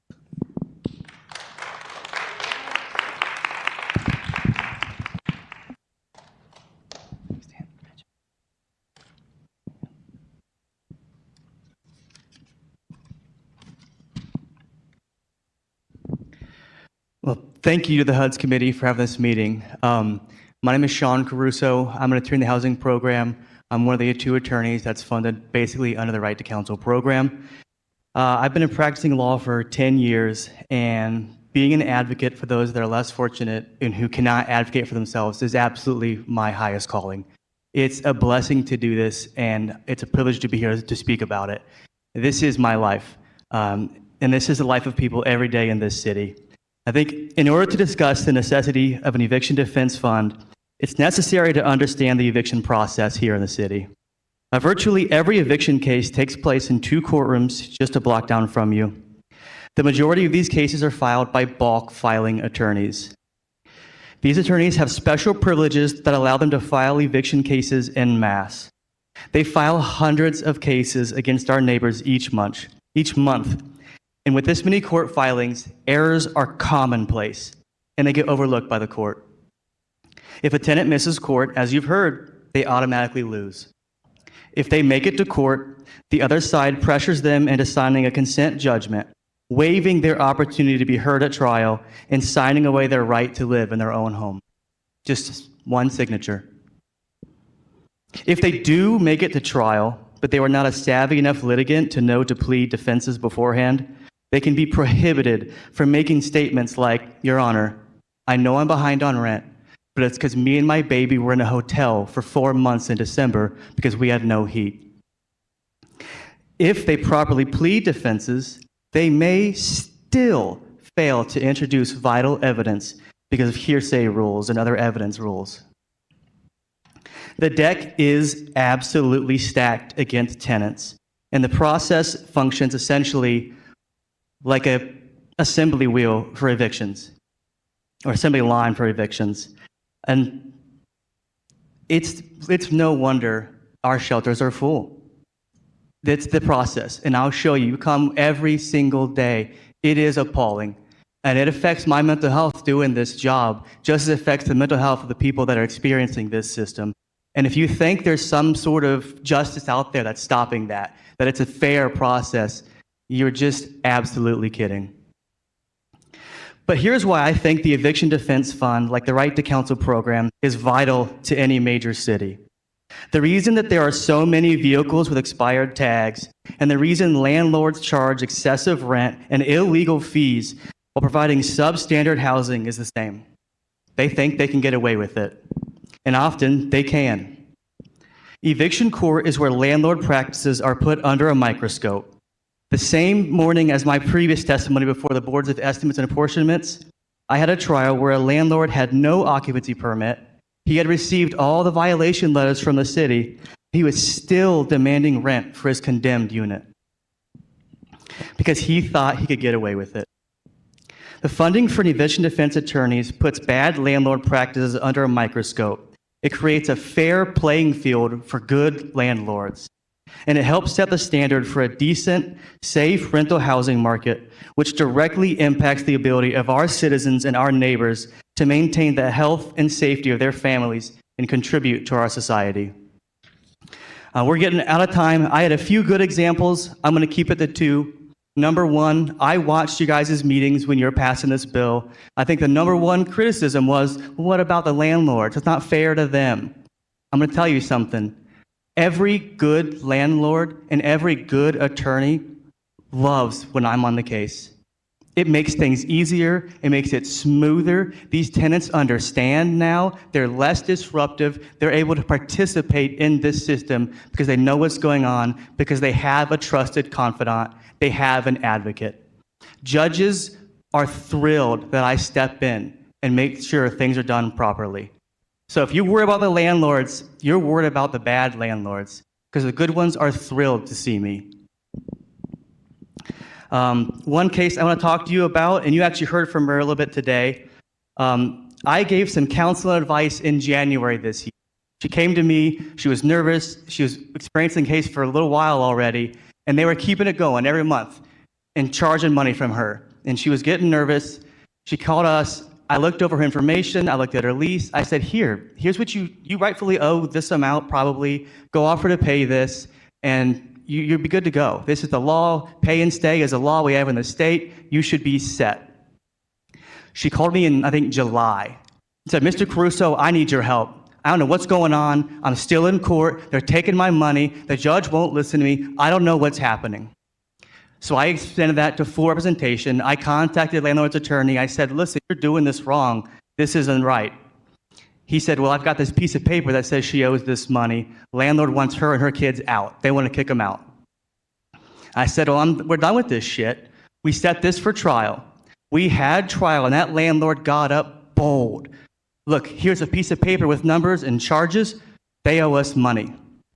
Trial did not go well when I cross-examined them. They asked for leave of the court to amend their ledger. The thing that they said under oath, here's why we're going to put this family out on the street. They amended that 2 days later and said, we owe that family over $4,000. That will never happen if these people don't have representation. And that is the beauty of this program. And I think that that landlord learned a lesson. And hopefully they're not going to do that again. And I think that is the beauty of this program, that it provides a better standard for the city as a whole. Thank you.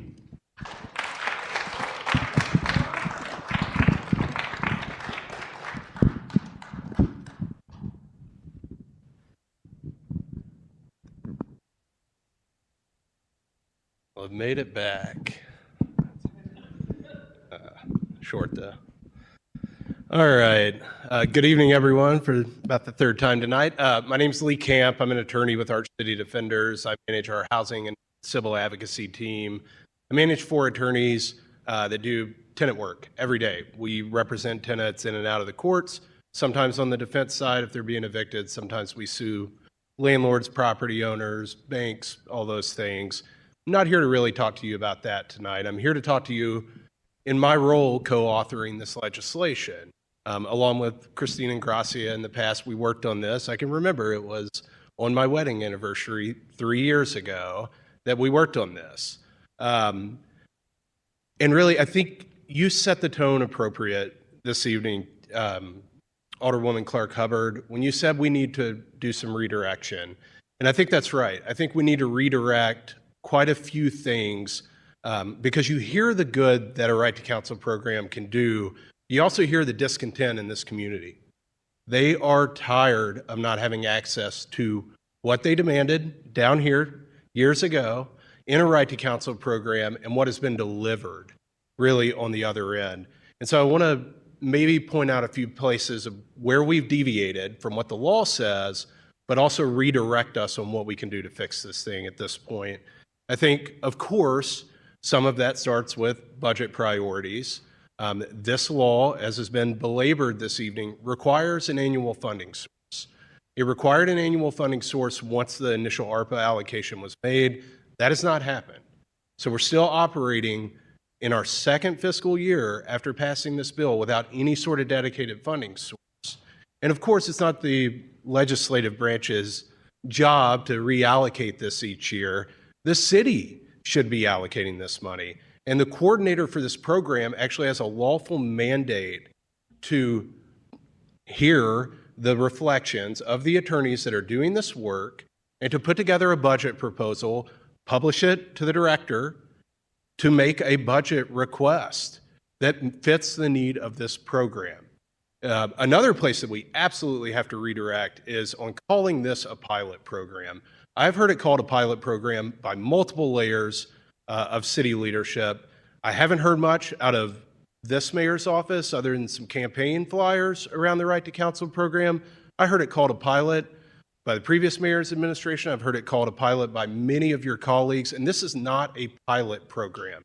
This was a law that we passed that demanded, that called for a scaling up of services over 4 years after we passed this. We were initially designed to hit 25% of the COVID eviction era filings, so a 4,500 number cap. You've heard tonight, over 5,000. We're on projection to have over 6,300 evictions in the city of St. Louis this year.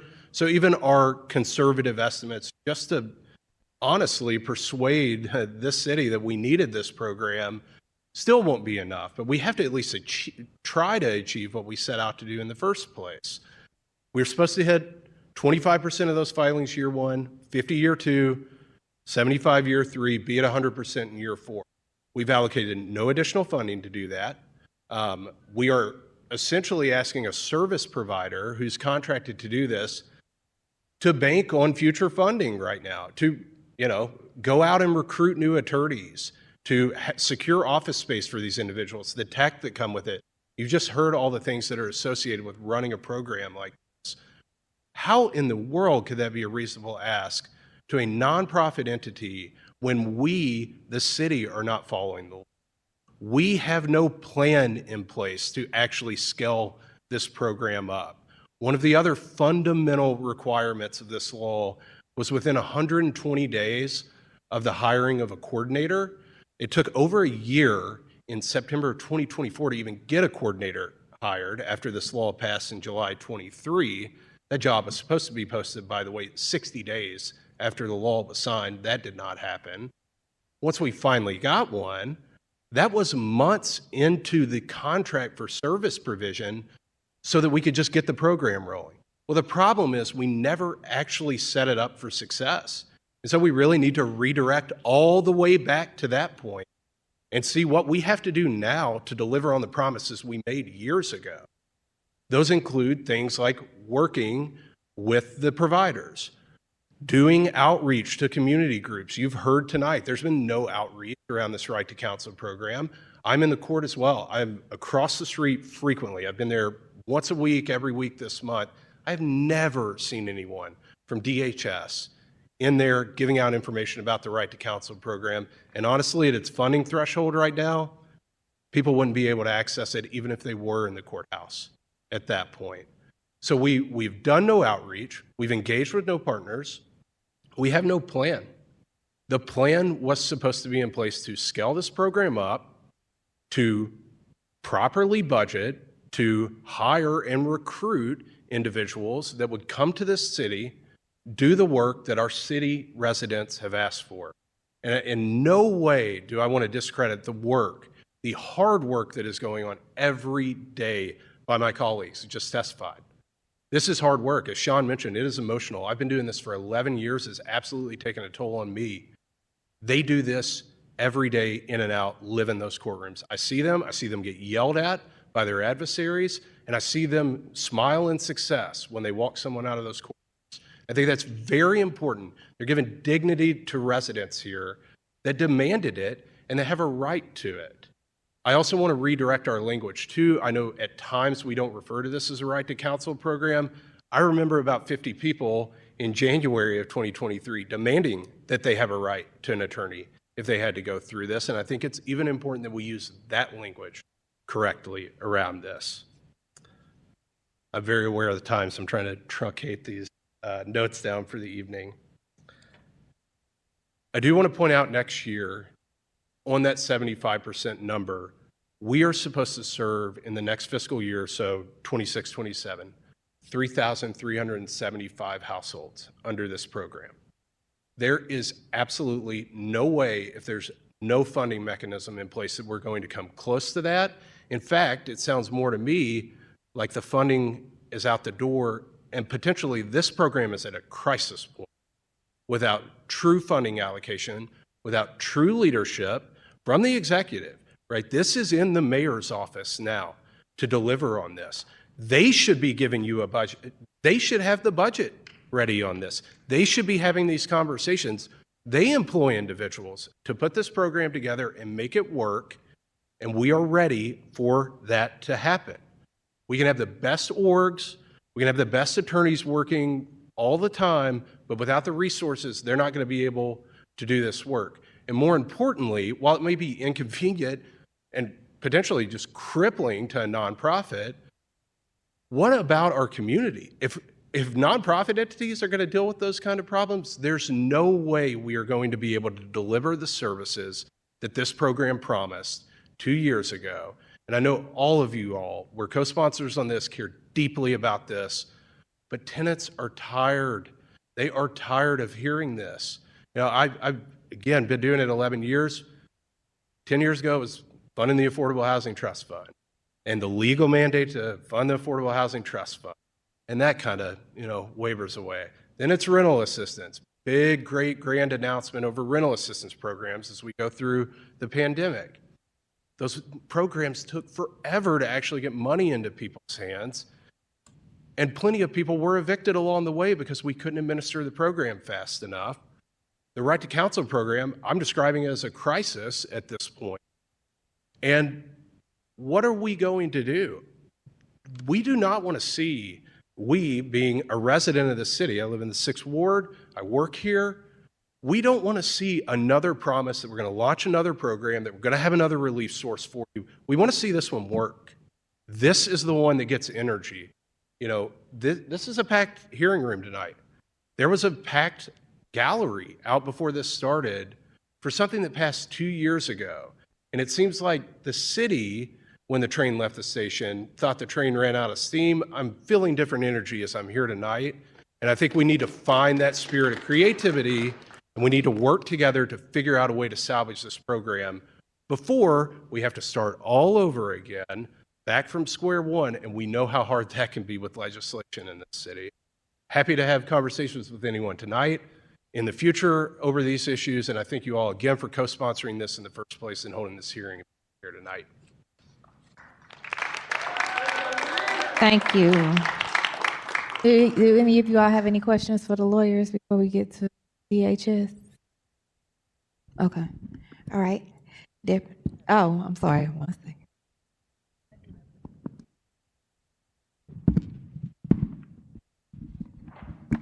I'm going to be just very quick. You guys made a lot of comments to having to turning people away because of a lack of funding. Do you have an idea of a number of how many people you've had to turn away or deny services to? Well, that would be the actual providers under the program. So I'm with Arch City Defenders. We are not a contracted vendor for this program, and have not been one, and it's tough to even make a commitment that would be one in the shape that it's in right now, where the program is out of compliance, very much so with the law at this point. But I'll let Dan answer. I can answer that. We don't keep track of that because of the way we throttle our intake to keep us from getting overloaded. When we turn on the away message, when we have got enough cases in for the week, it just encourages people not to leave a message and to call back the following Monday at 8. So people that do power through that and leave a message, we call back. Sometimes we do an intake with them. Sometimes we encourage them to call back on Monday at 8:30 because I still can review those voicemails throughout the week, but I don't keep track of those numbers. You know, yet. the timeline-wise about when you had to begin turning, when there began to be not enough funds to cover folks? Well, I mean, I can tell you that in the first week, we turned that line off on Wednesday. As of if it was not the first week, it was the second week that we realized that if we don't throttle our intake in that way, we're going to overload our intake unit and our attorneys, I mean, within a week. So it was probably not 2 weeks into the program when we started having to do that. Thank you. You're welcome. Just going to give you a part two of that answer, if you don't mind. I'm pretty sure it's safe to say that there's no attorney providing more full scope representation in the city than I am. I'm in court a lot, and I talk to people a lot. And every month, I think it comes out where I tell Dan, hey, I can't take any more cases. Like I am overloaded. And I meet somebody in court, and they explain their situation, and I cannot turn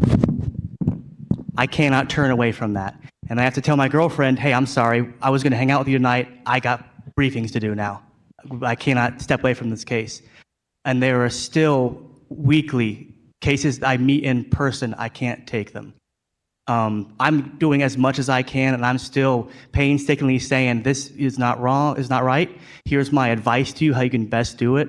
But I cannot help those people that are physically in my face let alone who knows how people are calling us. They have nowhere to go. They have nobody to hear from. I hear tons of people that say, oh, I called legal services. I can't get through.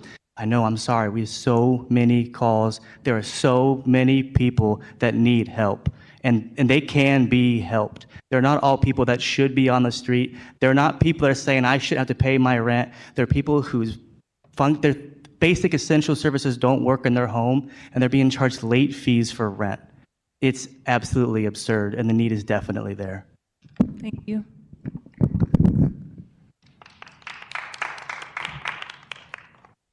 Thank you. To piggyback off of that, I guess, for the attorney, it seems like the city has only allocated $685 over the past 2 years. So I'm curious, with the demand being $2.5 million, which we continuously hear to the attorneys, what would that look like if the city were to allocate $2.5 million in support for clients and maybe being able to not turn down your girlfriend and spend time with quality? But what does that $2.5 million look like in the ability to do the work? $2.5 million would look like a 15 attorney strong program. And it'd be Could you speak into the mic, please? Sure, I'm sorry. I'll get a lot closer. 2.5 million would provide for a 15 attorney strong program.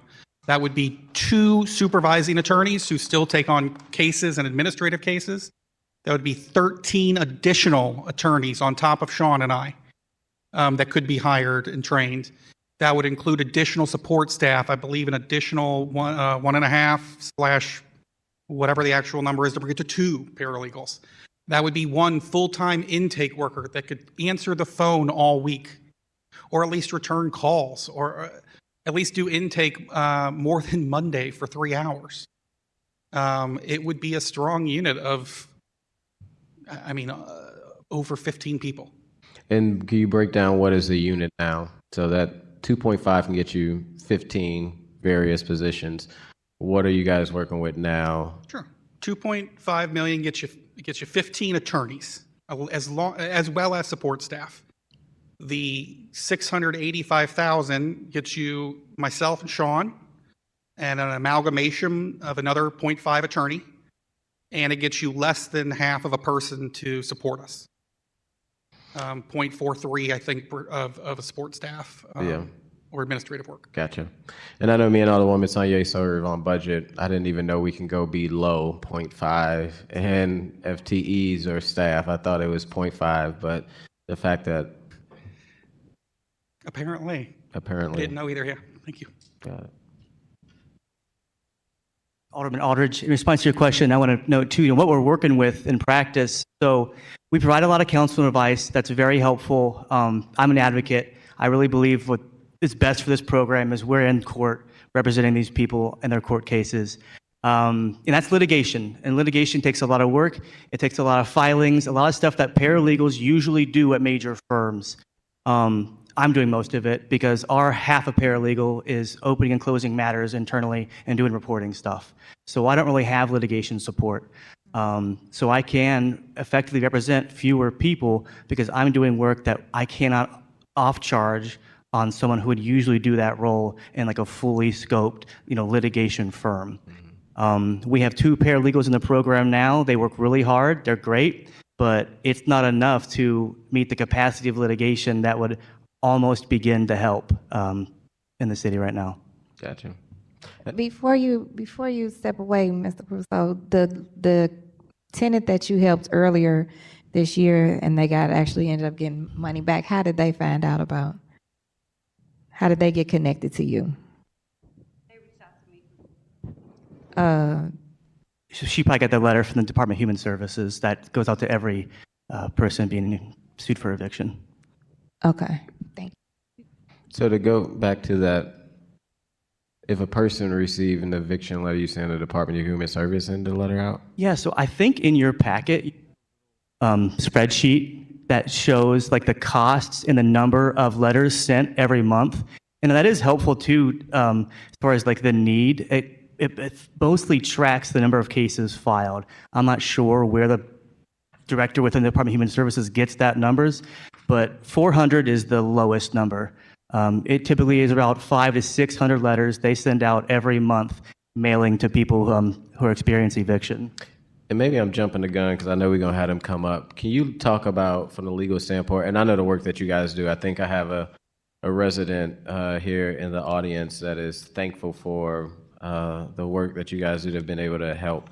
But can you talk a little bit about the relationship or the collaboration between you all and DHS? So I think we have a clear... Yeah, that's for Dan. I'm in court. Okay. That's all I do. Okay.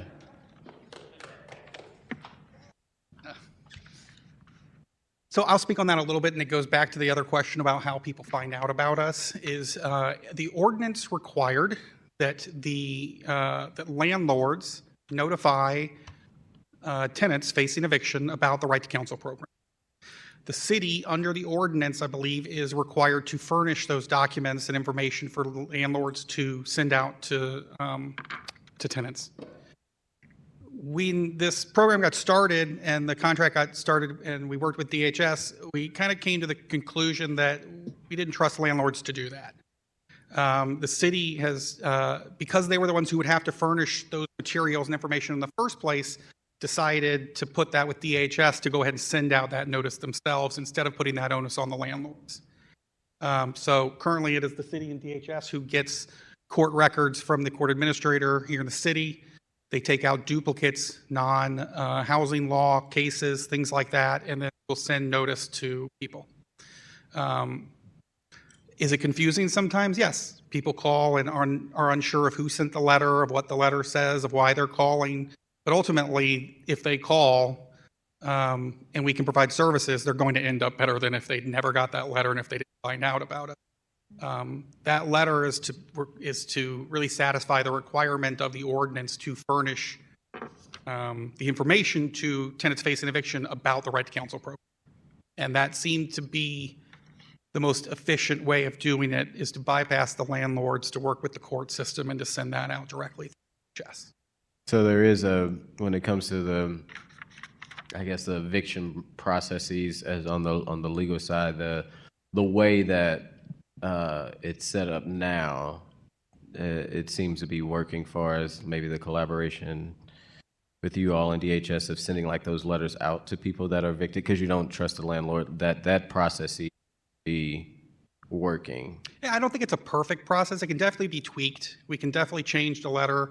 But recently we changed phone systems that had a new hotline. I was able to call Ms. Jackson, Edna, over at Department of Human Services, and they changed that for the next round of letters that went out. Had our new hotline on it right away. Gotcha. So yeah, it's working. Is it perfect? No. But it is allowing a lot of the people who are getting summons to court to also know that there's something out there to call. Whether or not they're getting through to us is another question. Gotcha. That's helpful. Thank you. I just want to confirm, are you saying the last speaker, attorney, you said that you only have a part-time worker for 3 hours on Monday? I mean, an intake worker for 3 hours on Mondays right now? Did someone spoke to that? No, that's just typically when all our intake cases come in, because we open up because I open the line at 8:30 on Monday mornings. And by the time we get to 8 to 12 intake cases that have come in, that we have to give to myself, to Sean, and then find for the other ones, we turn the line to say, unfortunately, due to unlimited resources, we are no longer accepting cases. Understood. Thank you. All right. Now we'll call up Deputy Director and your staff from the Department of Human Services. You want to announce, and did you have a presentation or you? No. Okay. Don't. Valerie Russell, Deputy Director, Department of Human Services. I want to thank the Board of Aldermen for asking that last question about how the Department of Human Services is working in collaboration with the Legal Services of Eastern Missouri on this project. When the project was initially funded at a rate of $285,000, the Department of Human Services, with the assistance of the Jones administration, got permission to utilize funds that we had been appropriated for housing stabilization, took funds from that and added the $400,000 to make sure that we could get this project started. In addition, the role of the program coordinator is not funded through anything related to this particular project. We have taken that on in our own table of organization, so it would be permanently funded. And we've added another position that was already within our department to assist in that process. Every month, we receive the court eviction docket for the upcoming month.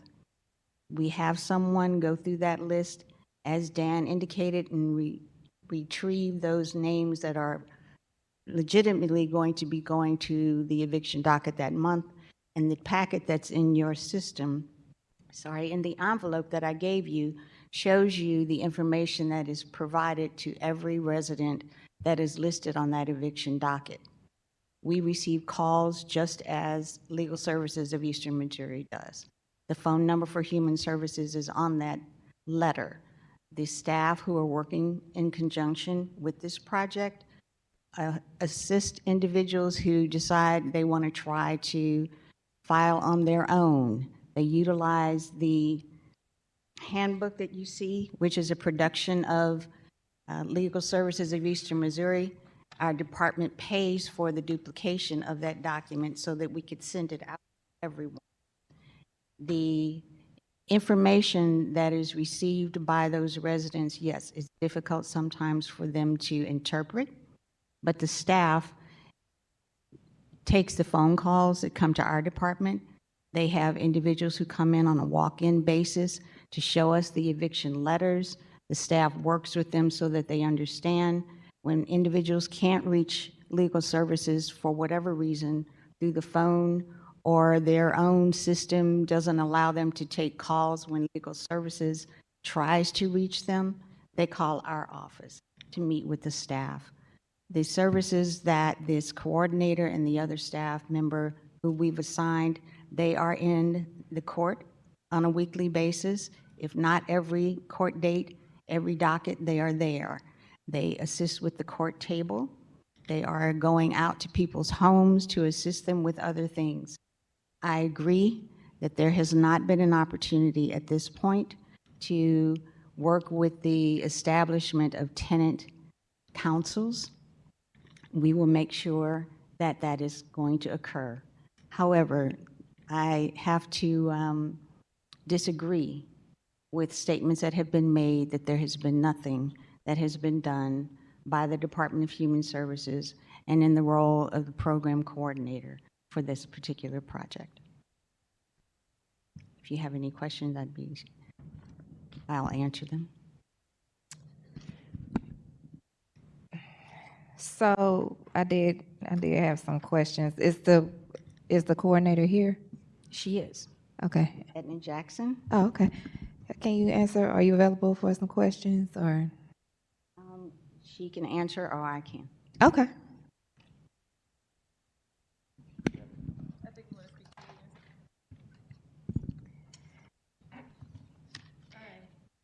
Hi, how you doing? Nice to meet you.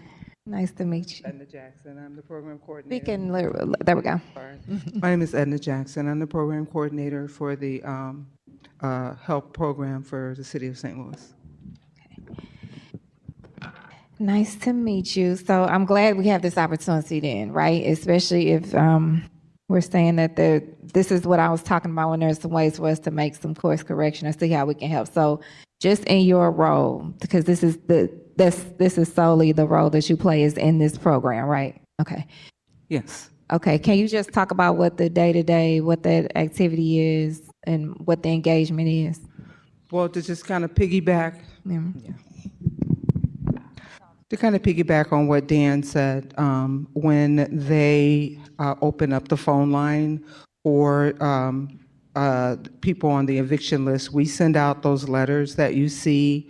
My coworker and I, Kathy, we work tirelessly because we send out anywhere between 500 to 600 a month. So we're working on it every day, folding letters, putting them in the envelopes. So when they call the hotline, and then they reach the capacity of however many people that they can do for that week, we start to get a lot of those calls.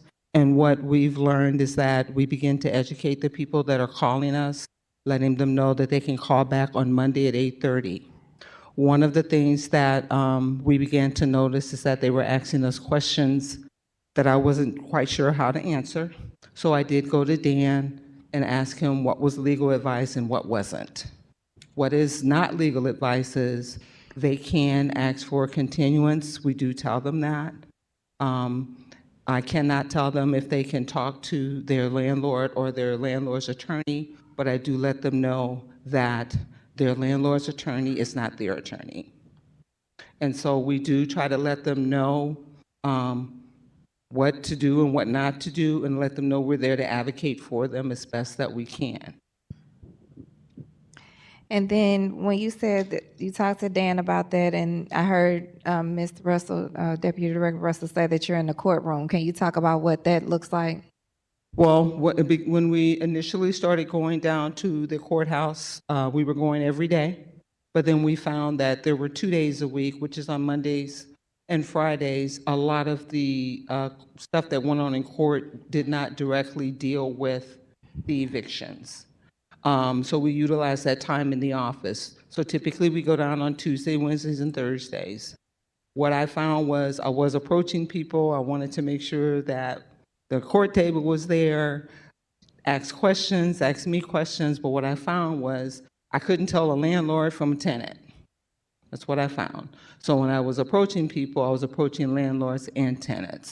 So now when people call, we tell them to look for us, that we are in the courtroom. There has been a couple of weeks earlier this month, we did not make it because of the trial that was going on. Some things were canceled.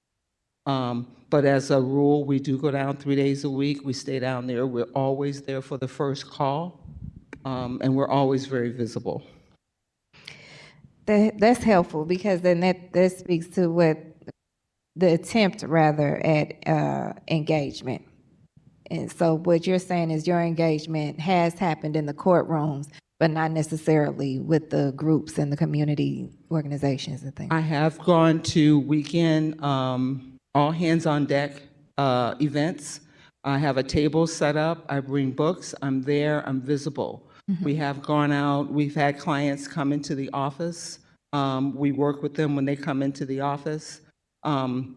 We've gone out to clients' homes. We've gone out to different apartment complexes that have vacancies and picked up applications. We've taken them to the clients that are being evicted, that may have some issues in finding a place to stay. So we're trying to help them do that. We let them know about rental assistance in the area, and as much as we can to help keep them housed. And just for clarity for people that may be listening in the room, the All Hands on Decks, those are city sponsored events. Usually the mayor's administration calls those, right? They have them they've had them in different areas. I know they have one down in Red Isle I Park. have tried to link with, I believe it was an organization. I sent a few emails. I just never got a response back. Okay. Well, this is this is what we wanted to be here for, to see how where we can fill these gaps in. So, because in the ordinance, I do want to, reference that in the ordinance, a lot of this work that we asking about doing is not just it's in the ordinance, right? It was mentioned earlier that this is law. This is not what we want to think about doing. Is what we know we want to do and how we want to build capacity. I want to ask you a few more questions, Ms. Sorry, unless you had somebody else you want to answer. Is this your team? Be able to answer some of those questions as well. Okay. So now I'll just ask you straight up. Flat out. Then, what in your role? What do you see as the challenges? What do you see? How do you see that somebody can advocate and help you to be better resourced or build capacity in the work that you're doing? I'm really going to let Ms. Russell answer that. I think she knows a little bit more about. I can tell you what I think as far as, and I agree. Yeah, because you do the work. I agree that we definitely need more funding. I do agree with that. I think one of the biggest hindrance that Kathy and I have, and Kathy's sitting over there, my coworker, is that we really work hard once we get that list with everybody's name on it that's going through an eviction. and then we are prepared for when those calls come in. I think it would be helpful if we could get that list a little sooner. You know, sometimes we get it and have a week, but sometimes we only have a few days. Now, let's talk about that real quick before you sit down. Do you get the list from who? And is there someone we can help to build that, change that date and that timing on that? It comes from the clerk, and I'll let Ms. There's Russell nothing. respond to that. As I indicated earlier, we forged a relationship with a few of the court representatives. They send us the document, and we have it reconfigured for a mail merge so that we can do what we need to do on our end. Typically, we get that document the last week of the month or the upcoming month. There have been a few occasions where we didn't get the list until the first week of the coming month. But for all intents and purposes, I believe the courts are in fact doing what they can to make sure we know who's on the docket. We have the packets ready to go. So once we get that list, they're just putting labels on at this point in time. And it goes out within a day. Okay. And then one of the other things that I know I'm reading from the actual language of the bill, what I've been referencing, one of the actions that your role or the department's role takes is to help tenants to even form and maintain tenant unions and organizations. Do you feel like you all have been able to do that, or? We have not. Okay. Is there a reason why, or something that we could support? I think that there is always something that we can get assistance with to help support that. The role of the Department of Human Services has been expanded upon over the last 2 years to assist with a variety of projects. And so making a determination on what takes priority over another has not necessarily been the easiest thing to do. But with COVID and then ARPA and now with the tornado and having people go through the processes that they have to sustain services from the federal government and from the state has been a big push of our department. In terms of the tenant organization, as I had indicated earlier, no, that has not been something that we've implemented at this point. And I understand what you just said, but I guess my pushback on that would be if this is this department, this is this person's only job. They don't have to choose between what the different priorities are and the work that's being done in the department. I'm being frank. This is how I'm looking at it, unless you tell me something different. Like this person, if this is the person's only job and their only work that they have to do, then why would it be a factor that they have to choose, that the department has to choose? During the period of time that we've had the coordinator in place, there have been other tasks that have been assigned to assist those individuals who are facing eviction. We have had CDBG rental assistance programs that have been operated during that period of time. We received from Legal Services of Eastern Missouri and other organizations the names of individuals who were facing eviction so that they can be assisted with the rental assistance. The coordinator has assisted with that process. There are individuals right now who are impacted by the tornado who need individuals to continue to do outreach with them. And because our department assists individuals who are seniors and veterans and others, homeless individuals, this coordinator has been asked to assist with the numerous calls to those residents to find out where they are. I'm not making an excuse. I'm just indicating that there have been other tasks that have been involved with the coordinator, all related to housing stability.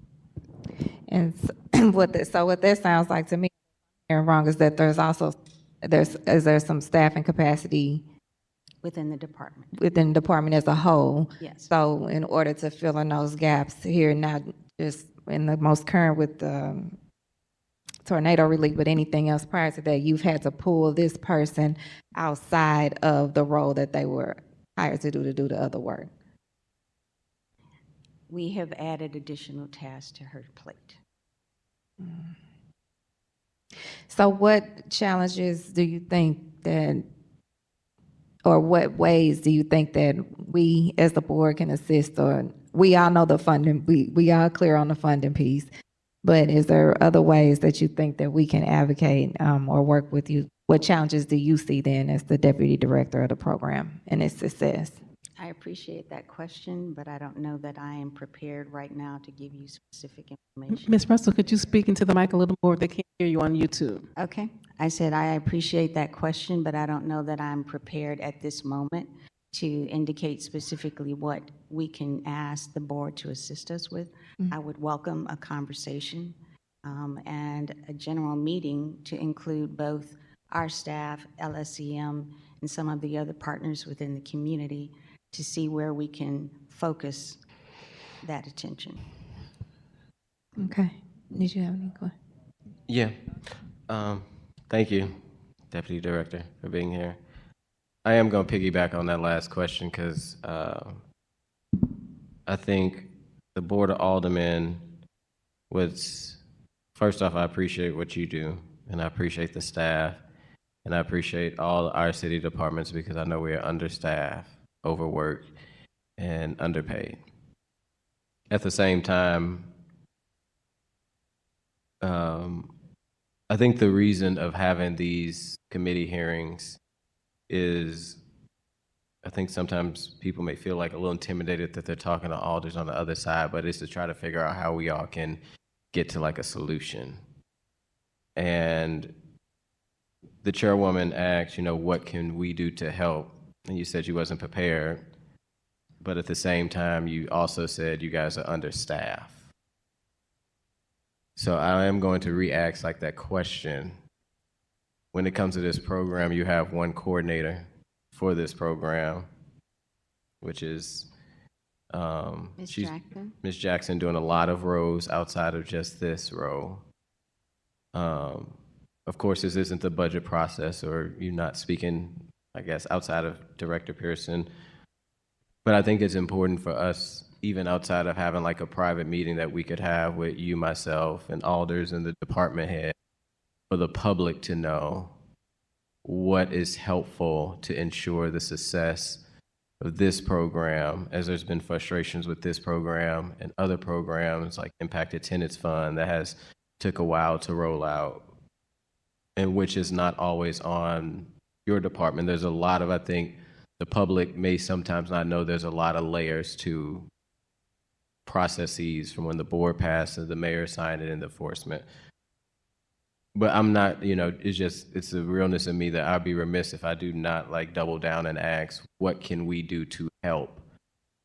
As you being the deputy director of this department and know the ins and outs of the department and know programs ins and out of what is necessary to, in a perfect world, if you could have the necessary resources and tools, what is it that would be successful for this program to be more successful? Not that we'll get it, but it gives, I think, us as alders an understanding of what we need to advocate for and not just hold these hearings and then walk away and just hear people, because we want to be able to support the department. We want to make sure that we're making sure the program happens. So I am going to re-ask, what is it that we could do from the Board of Aldermen to assist you to make sure that this is successful? I appreciate you rephrasing that and asking me the question again.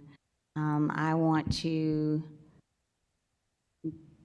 indicate that I believe the types of recommendations that have been made here tonight to make this program more successful is to make certain that we have the funding to provide to the legal community, to provide the legal services to those individuals who need it. Our funds that we're using for a program coordinator are minuscule. The services and the expertise of the legal representatives and the other paralegals that they say that they are needed to help them needs to be funded. In terms of a restart, as Mr. Camp indicated, I agree that we need to look at the law and determine what and how we can carry this out. And again, I welcome that conversation. It has not necessarily been any intent to not carry out those projects, not carry out those functions. The determination that the Department of Human Services was doing nothing, I think was an unfair determination, and that's why I came up to express that there are things being done. The process of getting landlords educated, yes, I think that the Board of Aldermen can assist the project as a whole and our department in general on how to get that information to landlords.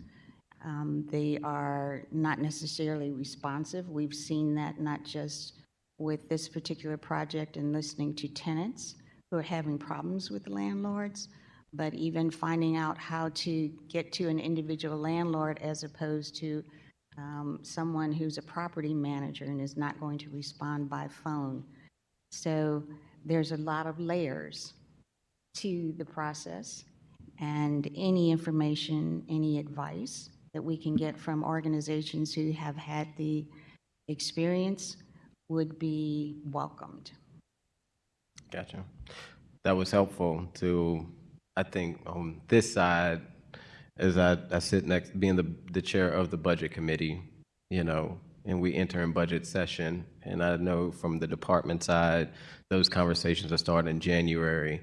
It's, and Alderwoman Tanya also sits on the budget of like what that looks like to, you know, this budget committee in the last several years have moved money around compared to other budget committees. So is this something that we from the budget committee need to be focusing on? Each department will come and say they need support from forestry and streets and such. But I think some of what you said was helpful to understand what we can do.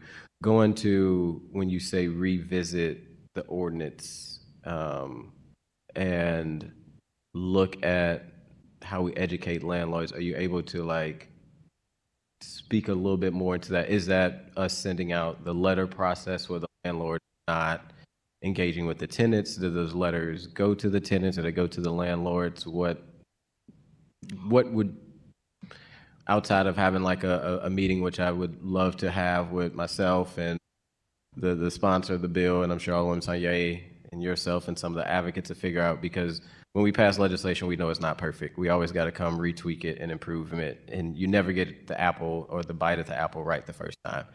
But what, I guess, challenges have you seen with the ordinance from your department that has been a challenge in this process? I'll speak again to the dictate that we educate landlords or give them information that they should give their tenants. We have landlords that call our office after they find out that their tenant is going to get an attorney, and they question, well, what is this doing for me? Because they see it as an adversarial role. If they're ready to evict and their tenant now has an attorney. So it is explained to them that this individual has a right to an attorney. Getting that information to landlords who are predatory to make sure they know that the actions that they take can be litigated, and that this program is going to move forward and have more funding available so that there are more attorneys who are going to be assisting those neighbors, I think would be helpful as a communication tool to the general community and those landlords in general, because I don't believe they understand that their tenants have rights and their tenants have a voice.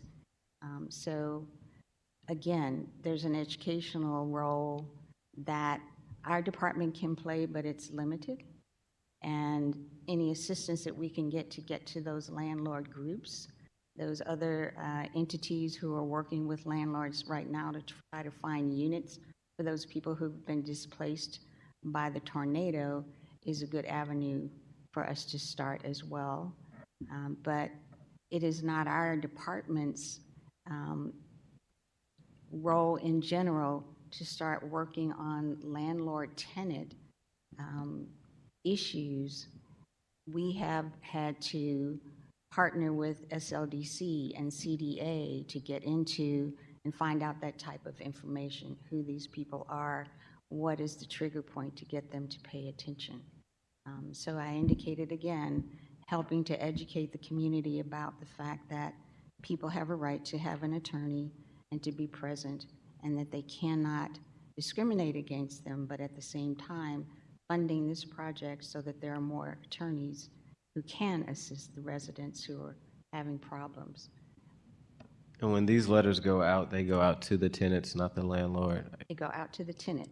When we get the information from the court, most part, it doesn't have a landlord's information on there. It may have a property manager.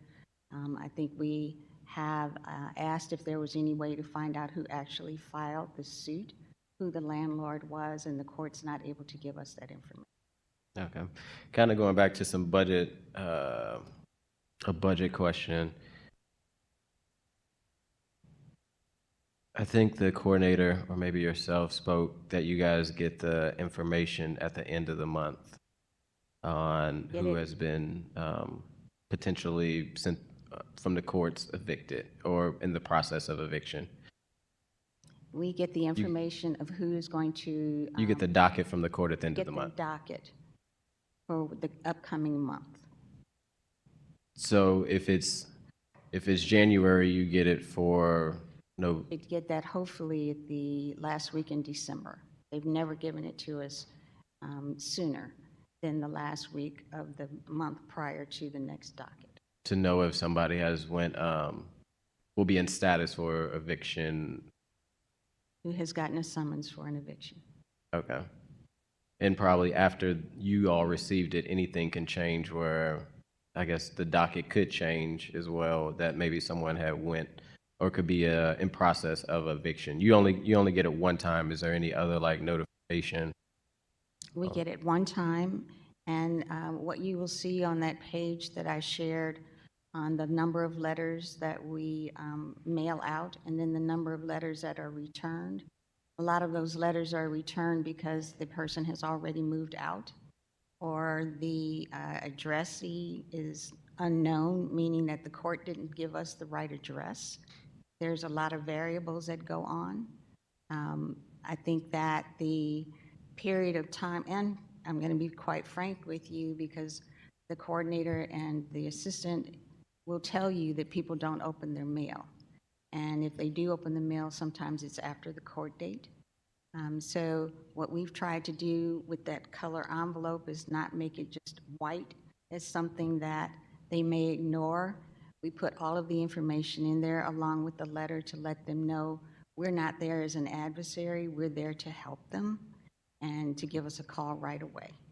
So even though we get the docket from the court, we don't have any idea of whether or not, other than the fact that we can look at previous dockets and see that this case was there in a previous month and now it's being placed on the docket again, it's returning. But for the most part, there are people who are on the docket for the first time.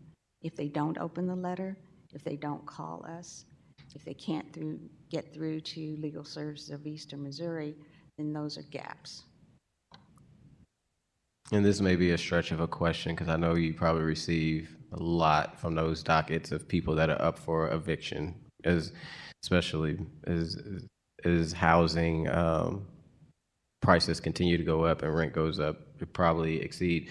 Do the coordinator, I hear the coordinator, and will be a twofold question. I know the coordinator goes to court.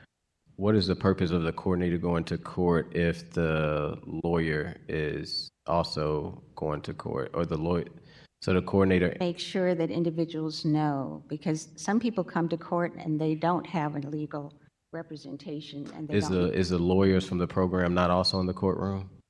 They may be talking to someone at the court table. They may be meeting with a client in the back of the room. There are times where the program coordinator is just going up to people and saying, do you need assistance? I'm just trying to figure out if the lawyers help the legal side. I have an answer Okay, let me finish. Let me finish. If the lawyer's there to help on the legal side, already in, and I think usually they sit right outside the courtroom with the table, what is the purpose of the coordinator spending time in the hallways, walking around, passing out brochures if the lawyer is already there? Okay, according to Dan, and I think he left, they cannot advertise. They cannot walk up to people and advertise. I can. I can do that for them. They can see the people walk by if the people walk up to their table, but they can't say, hey, I'm an attorney, I'm here to represent you.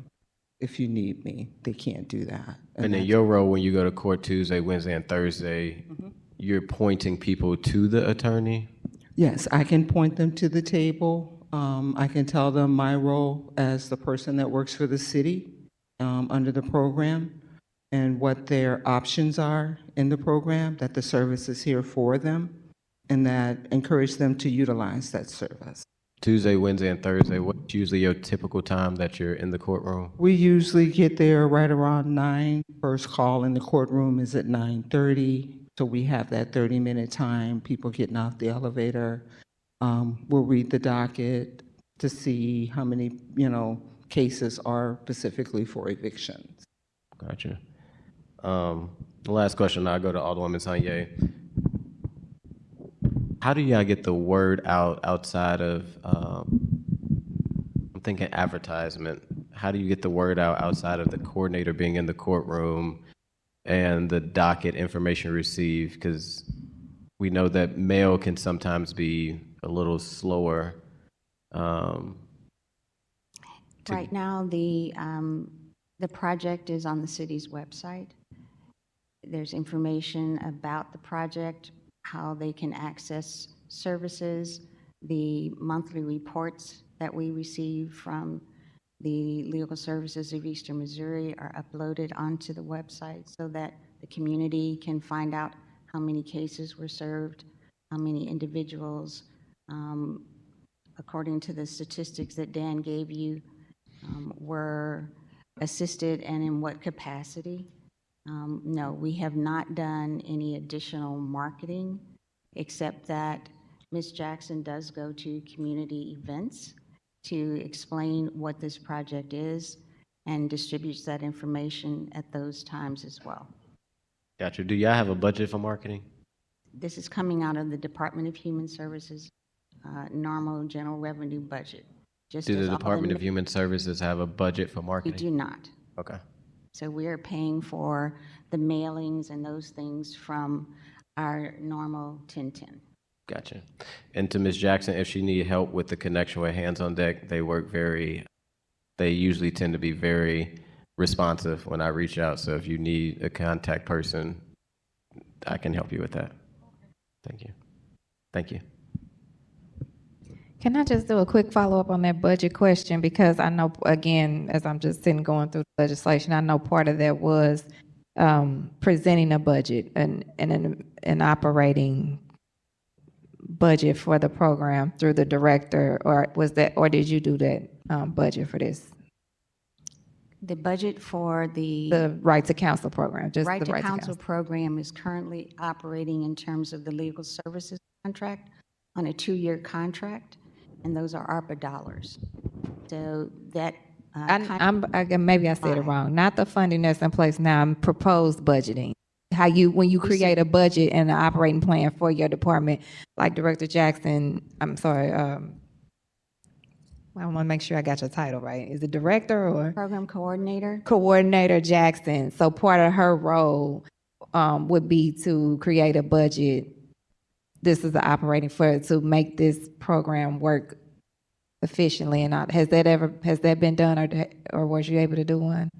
Currently, the development of the budgets is handled by Director Pearson and myself and those other divisions. In the January budget that we have to submit, we will be submitting a budget for the continuation or sustainment of this particular project. We will be looking at the recommendations that have been made and discussed in this meeting as well.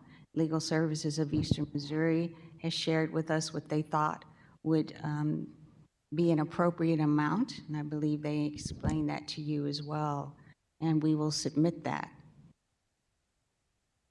Because the project under ARPA ends, the funding ends in July of 2026. Absolutely, which is what we know the urgency of having this conversation publicly was important now. Before Alderman Aldridge, I know he has one follow-up, but I do want to look at, and this might be a question for Jackson as well.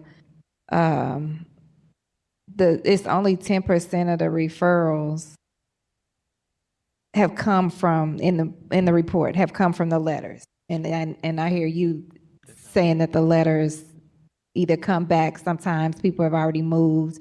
What do you all see as another avenue for that, pathway for that, or even to build up to where it would be more successful? I believe that marketing in areas where individuals might hear the information about the legal counsel, the right to counsel. My concern is marketing will generate those calls. Marketing will generate the expectation at this point in time, and the level of service is really not able to provide to all who are asking for services. But yes, I agree that additional marketing will help to educate individuals, and making certain that where there are tenant councils, that we educate them about the program. Our projects that deal with other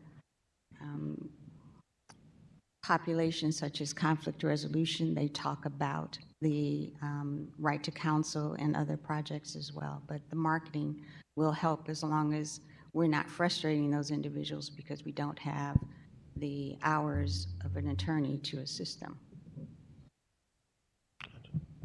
Just honing in on that budget question really quick. There's not a line item for a right to counsel at the moment, are you saying? There is not. Okay. So per the legislation, is it just, the legislation, does it speaks to funding post the ARPA funds, that this is supposed to be continued at a certain funding? As I indicated in the FY27 budget that will be submitted to the Budget Department, the Board of Aldermen, there will be a budget submitted. I guess my question is, do we at the board need to solidify legislation to ensure that this is something that is post-ARPA funding, that we are going to establish this program in the city of St. Louis? Because it sounds like, from what you're saying, this was just an ARPA-funded program. That's correct. And yes, I agree that the Board of Aldermen does need to look at where those funds might come from and establish it as an ongoing appropriation. Okay. Do you think that need to be legislation? I believe if it's not already in the current ordinance, that yes. Okay. That's my question, I believe. Vice Chair Sangay.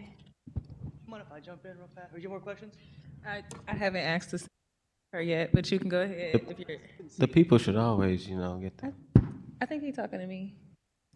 I'm talking to everybody. So legal services, we are funded in part through federal funding too, so we have limitations. I can't just come talk to you guys, so I am thrilled to be here. I can't just come reach out to you when you don't invite me to come. So I wanted to chime back in. We're asking a lot of questions about the Department of Human Services, and I really appreciate you inquiring into that. I want you guys in your hearings, all three of you, I really appreciate the way you look into things, you ask questions, and you look for resolutions. I want to comment here. I think there's room for improvement for sure. I don't want us to get lost in the fact that this is a right to counsel program. The number one way to help people is counsel, and it's funding. It's funding, and I would encourage us not to get lost in the extra, goals of this bill, this law.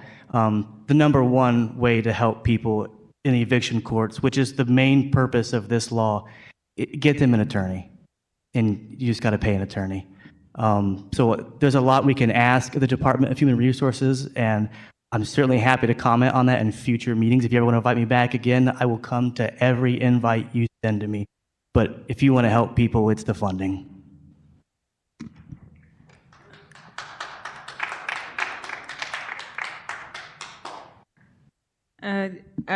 Ms. Valerie, I'm always going to start by giving your gratitude. I get to work with you on a number of issues, had many conversations with you. I find you, really helpful.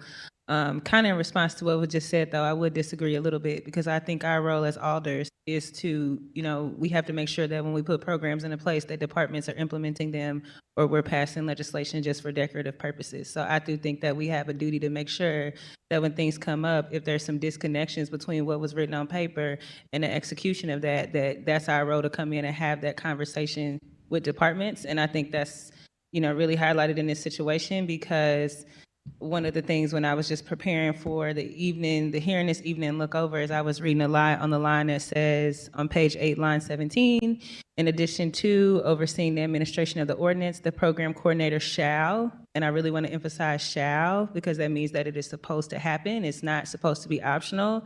Work with designated community groups to engage and educate tenants and others about the program, including distribution of written information, assisting tenants to form and maintain tenant associations, referring to tenants to designated community groups. I think what I'm well aware of from working with you all is I know how understaffed you are and how overworked you are, and I know the amount of things you kind of have added to you all's department's plate with programs like Right to Counsel and Impacted Counsel, which we're all supporters of presently, but not necessarily giving you the staff and support to implement them. I think for me, something that I really want us to work on is getting to a point, especially with budget season coming up, is making sure that you all, and whatever we need to do, that you feel comfortable letting us know when you're having issues and when you're having, challenges, doing programs, doing things that we've done. I think in an ideal situation, it wouldn't be community groups or organizations letting us know about this disconnect. It would be the department that would be reaching out to us and telling us, hey, we have this shortage, we're having a struggle. I got a coordinator that's very overworked, that's having to do for several things. Maybe you guys need to consider adding another coordinator. Maybe there needs to be a revisiting of the legislation to see if a coordinator can be added to the expense of the program. But those are conversations that I do think we have to have. In an ideal world, we would be having we would be in such good relationship with each other that we would be able to have those conversations on an ongoing basis. To that end, I just wanted to double back to the point about the program coordinator costs not being covered in the allocation that happened to the program. Is that accurate? That's accurate. So does the legislation need to be revisited so that the cost of program coordinators can be included with allocations, or can you explain to me more about that disconnect? The decision to make certain that we could cover the program coordinator on an ongoing basis was made when we had a vacancy of a program coordinator for a service that was now being provided through the Veterans Administration. So we utilized that program coordinator position to fill this program coordinator position specifically for the Right to Counsel project. That is an ongoing appropriation within our budget, and it will be there on an annual basis. So would it be helpful implementation-wise as we get into budget season and we look into revisiting it? Would it be helpful for us to include, they said like 2.5 million would ideally cover 15 attorneys, would cover, so would it be helpful for us to also include a specific program coordinator for this program, or do you think that the structure you have it now where it is something else that a coordinator is supposed to happen overlapping? The overlapping tasks that I mentioned earlier were specifically related to the types of, how do I put it, emergencies that were occurring in this city over the past year. So to have someone, particularly with the expertise of Ms. Jackson, she's health professional, she's had other experience, it was helpful to us to make certain that we could cover those things as well. I will not deny that to have a program coordinator built into the appropriation would be helpful. It would certainly be helpful if there were multiple individuals. Thank you. My next question is just about, it was mentioned earlier that we send letters out to folks, and I know you mentioned sometimes they open their mail later. And I'm not sure who would be best to speak to this, but what has the relationship been between those letters reaching folks in enough time before their eviction progresses? So when we get the court docket,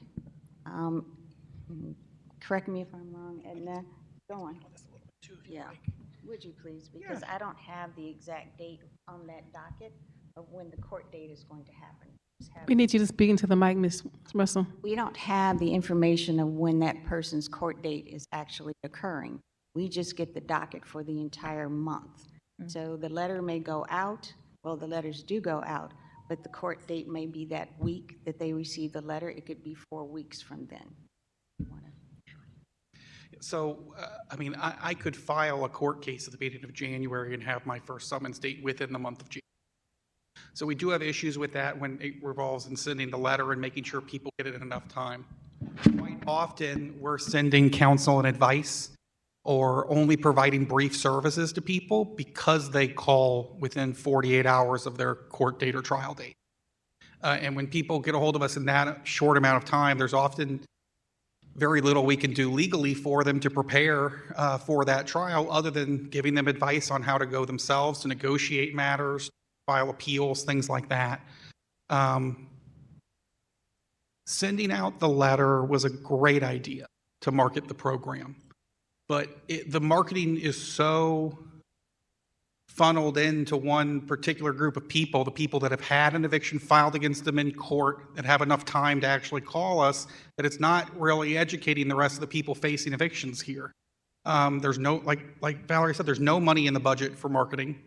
There's no bus ads. There's no advertisements anywhere else. Things that cost money. There are things that we could do that the city could pass that don't cost money. We could require every property that gets city funds or gets subsidies from the city to post something about right to counsel at the property.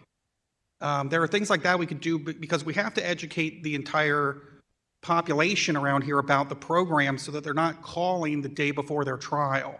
When they get a summons or get into hot water with their landlord or their conditions get really bad, there's often not enough time for them to do research to find out who can help them.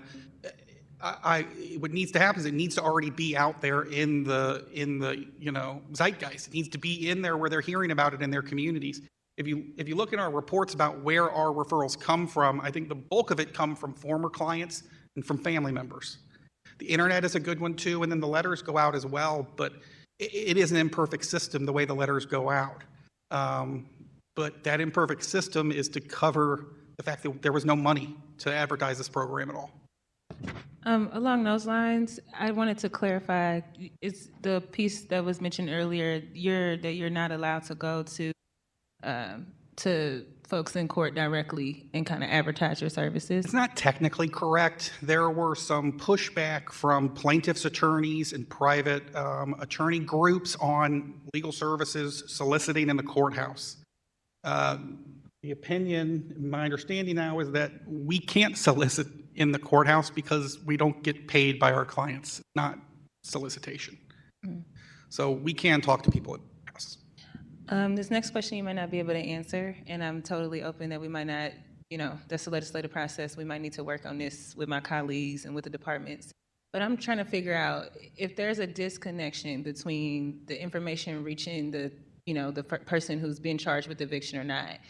Do we, to your knowledge, I can't think of any state contradicting law and tried to do some research to see if I could find it. Is there something that prevents the Board of Aldermen, if I wanted to amend the legislation that was passed to say that at the same time that a summons is given, typically by a sheriff or whoever issues a summons of eviction court, the information of right to counsel needs to be dealt at that same time where that's dealt? And if you are not in position to answer that or speak to that and we need to have further conversation, that's fine. But I'm just trying to think of what we can to make sure, because obviously the courts are going to, with zealousness, make sure that residents are aware that they're going to be evicted. So is it appropriate to also ask that they include any information about the right to counsel program that is ordinance and is law? I'm sure the clerk's office at the courthouse would have something to say about that, but I find that a pretty good idea. People have to be served with the lawsuit. Right. With a caveat to that, under eviction law in the state of Missouri, if you do not show up to court, it depends on what's going to happen, depends on what kind of service they have. If they just mailed you the posting or stuck it on your door, and you don't show up to court, their default judgment is for possession of the property. If they allege that they gave someone in the home personal service, whether it's someone over the age of 18 or whether the person itself, and they don't show up for court, the landlord at a default would get possession of the property and whatever money judgment they. Okay, well, I'm just putting it on record. You'll hear from me. I want to talk to both of you all more about looking at how we can do, at least make sure that folks are getting information. I think it might make sense. I would imagine landlords want folks to be served at eviction. So I think if there's a way that we can put law and ordinance in there, we should look into that. So I'll just flag that for us to kind of discuss later. Sure. This one is for you, Ms. Valerie. Just along the lines that we've been discussing with staffing and pay and coming into budget season, we just did a disparity study, and I know that there's been several departments recommended by the administration to get raises with that study. Is the Department of Human Services, have you had any conversations? Are you aware if you all have been included in any of those conversations to look at raises or staff for your offices as we evaluate the disparity study, have budget conversations? We have not been given that information at this point. Okay. Okay, and then my last question for you is just around, there's also some information and legislation that asks that program outcomes kind of be published and made so that examples, information about the outcomes of the program, how many dismissals have happened, so on and so forth. Can you give me an update around that report or when that will be made available to the public, or if any conversations around making that information, publicly available and transparent is in the works? Yes. As I indicated earlier, all of the monthly reports on the progress or lack thereof of this particular project are on the city's website.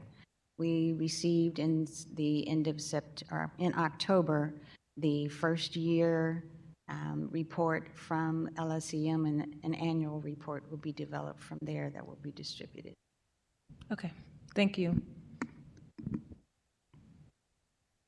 All right, the only other thing I'll do is just echo the wanting to have a continued conversation about this to see how we can help work together on that. And then the other thing, I was corrected, and I'm big on not putting good information out, that all hands on deck event that Ms. Jackson has been involved in is not a city event.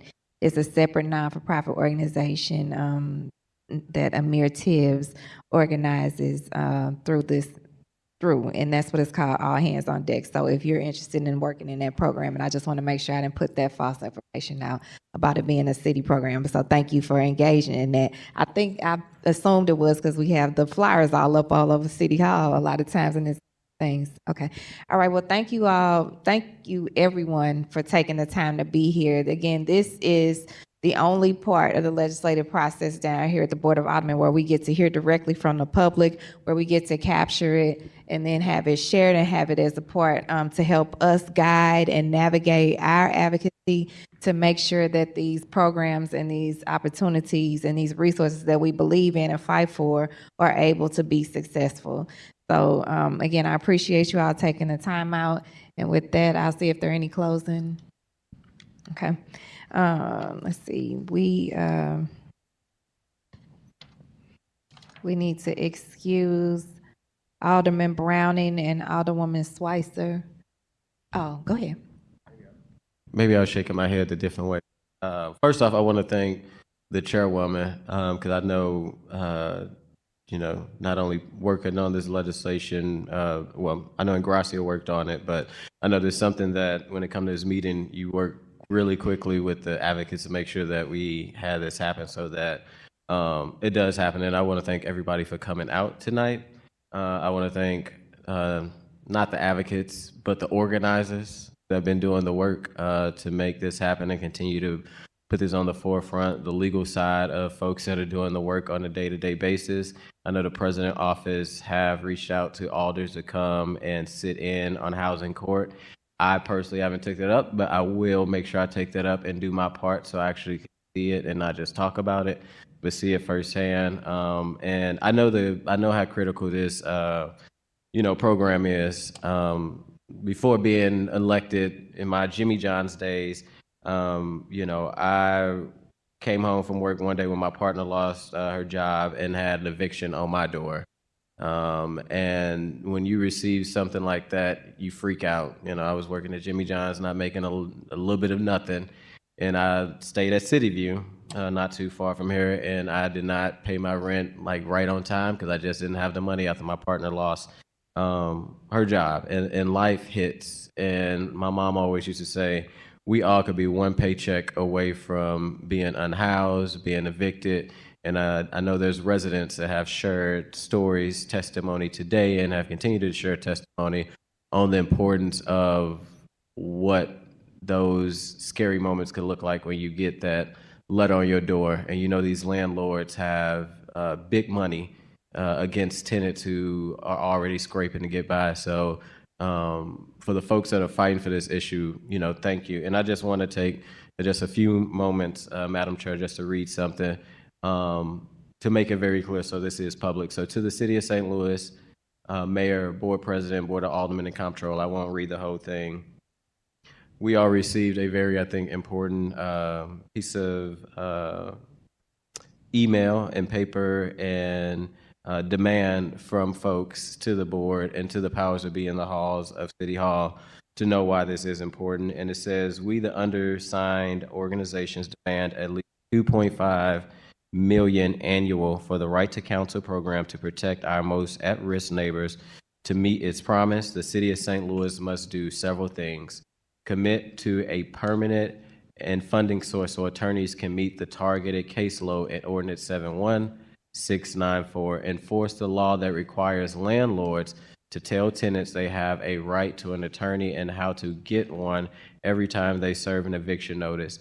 Audit and enforce the responsibilities of the program coordinator to make sure they meet their legal obligations, which I know Alderwoman just talked about the shall language, which is anytime you do legislation is important, a difference between shall and may, to educate tenants about the program, share information about it with tenants and property owners, help tenants form powerful tenant associations, and refer tenants to direct service organizations, which can help in crisis. Publish data about the successes and failure of the program so that we, especially as legislators, know that how we can continue to be successful over this. We know that the tornado ripped through various neighborhoods where thousands of our neighbors were already caught in a housing and eviction crisis. The recovery lag and eviction surge is coming and the winter is here. The city must meet the moment by meeting its obligation under the law. After promising a fully funded and fully functional eviction defense program years ago, it is now time to lead and act with urgency. We ask the Board of Aldermen, the Mayor, and the President's office to join our colleagues, which is, they put in the letter, Alderwoman Clark Hubbard, Alderwoman Sonia, and Alderman Rasheen Aldridge, in backing this demand, fully fund Right to Counsel. And I want to thank Arch City Defenders, Action St. Louis, Tenants Transforming Greater St. Louis, Freedom Community Center, Missouri Jobs of Justice, Missouri Worker Center, Empower Missouri, Faith for Justice, Freedom Arts and Education Center, Abortion Action Missouri, Missouri Justice Coalition, Dutchtown South Community Corporation, Earth Day 365, St. Louis Mutual Aid, the Center for Growing Justice, and we the tenants for continuing to organize, continuing to do the work, and continuing to hold us all accountable, even the ones that are up here supporting.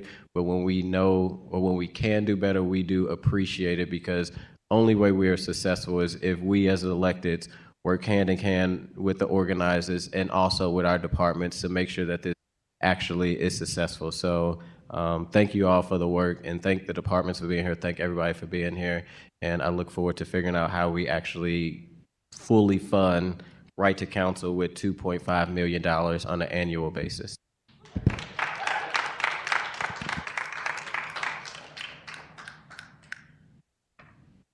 It's late. I don't want to keep us. I just thank everybody who came out tonight. Big shout out to the organizers. I just thank everyone for coming out and participating tonight. I think we've all kind of seen the outcomes and impacts of that. And so I just want to make sure I go on the record to make the same commitment that Alderman Aldridge did, that I'm absolutely looking forward to being a part of conversations about sustainable funding, and also any improvements that we might need to make to the legislation to make the operational implementation piece of it a bit more feasible for all of the parties involved.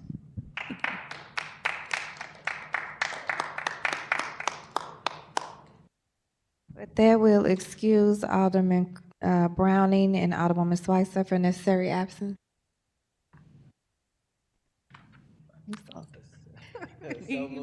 Second. It was moved by Alderman Aldridge and seconded by Vice Chair Sanye, I'm going to call for previous row. So we have excused them, and now I'll accept the motion to adjourn. So moved. Second, previous row. Moved by Vice Chair Sanye and seconded by Alderman Aldridge that we adjourn. We are adjourned. Everyone have a good night.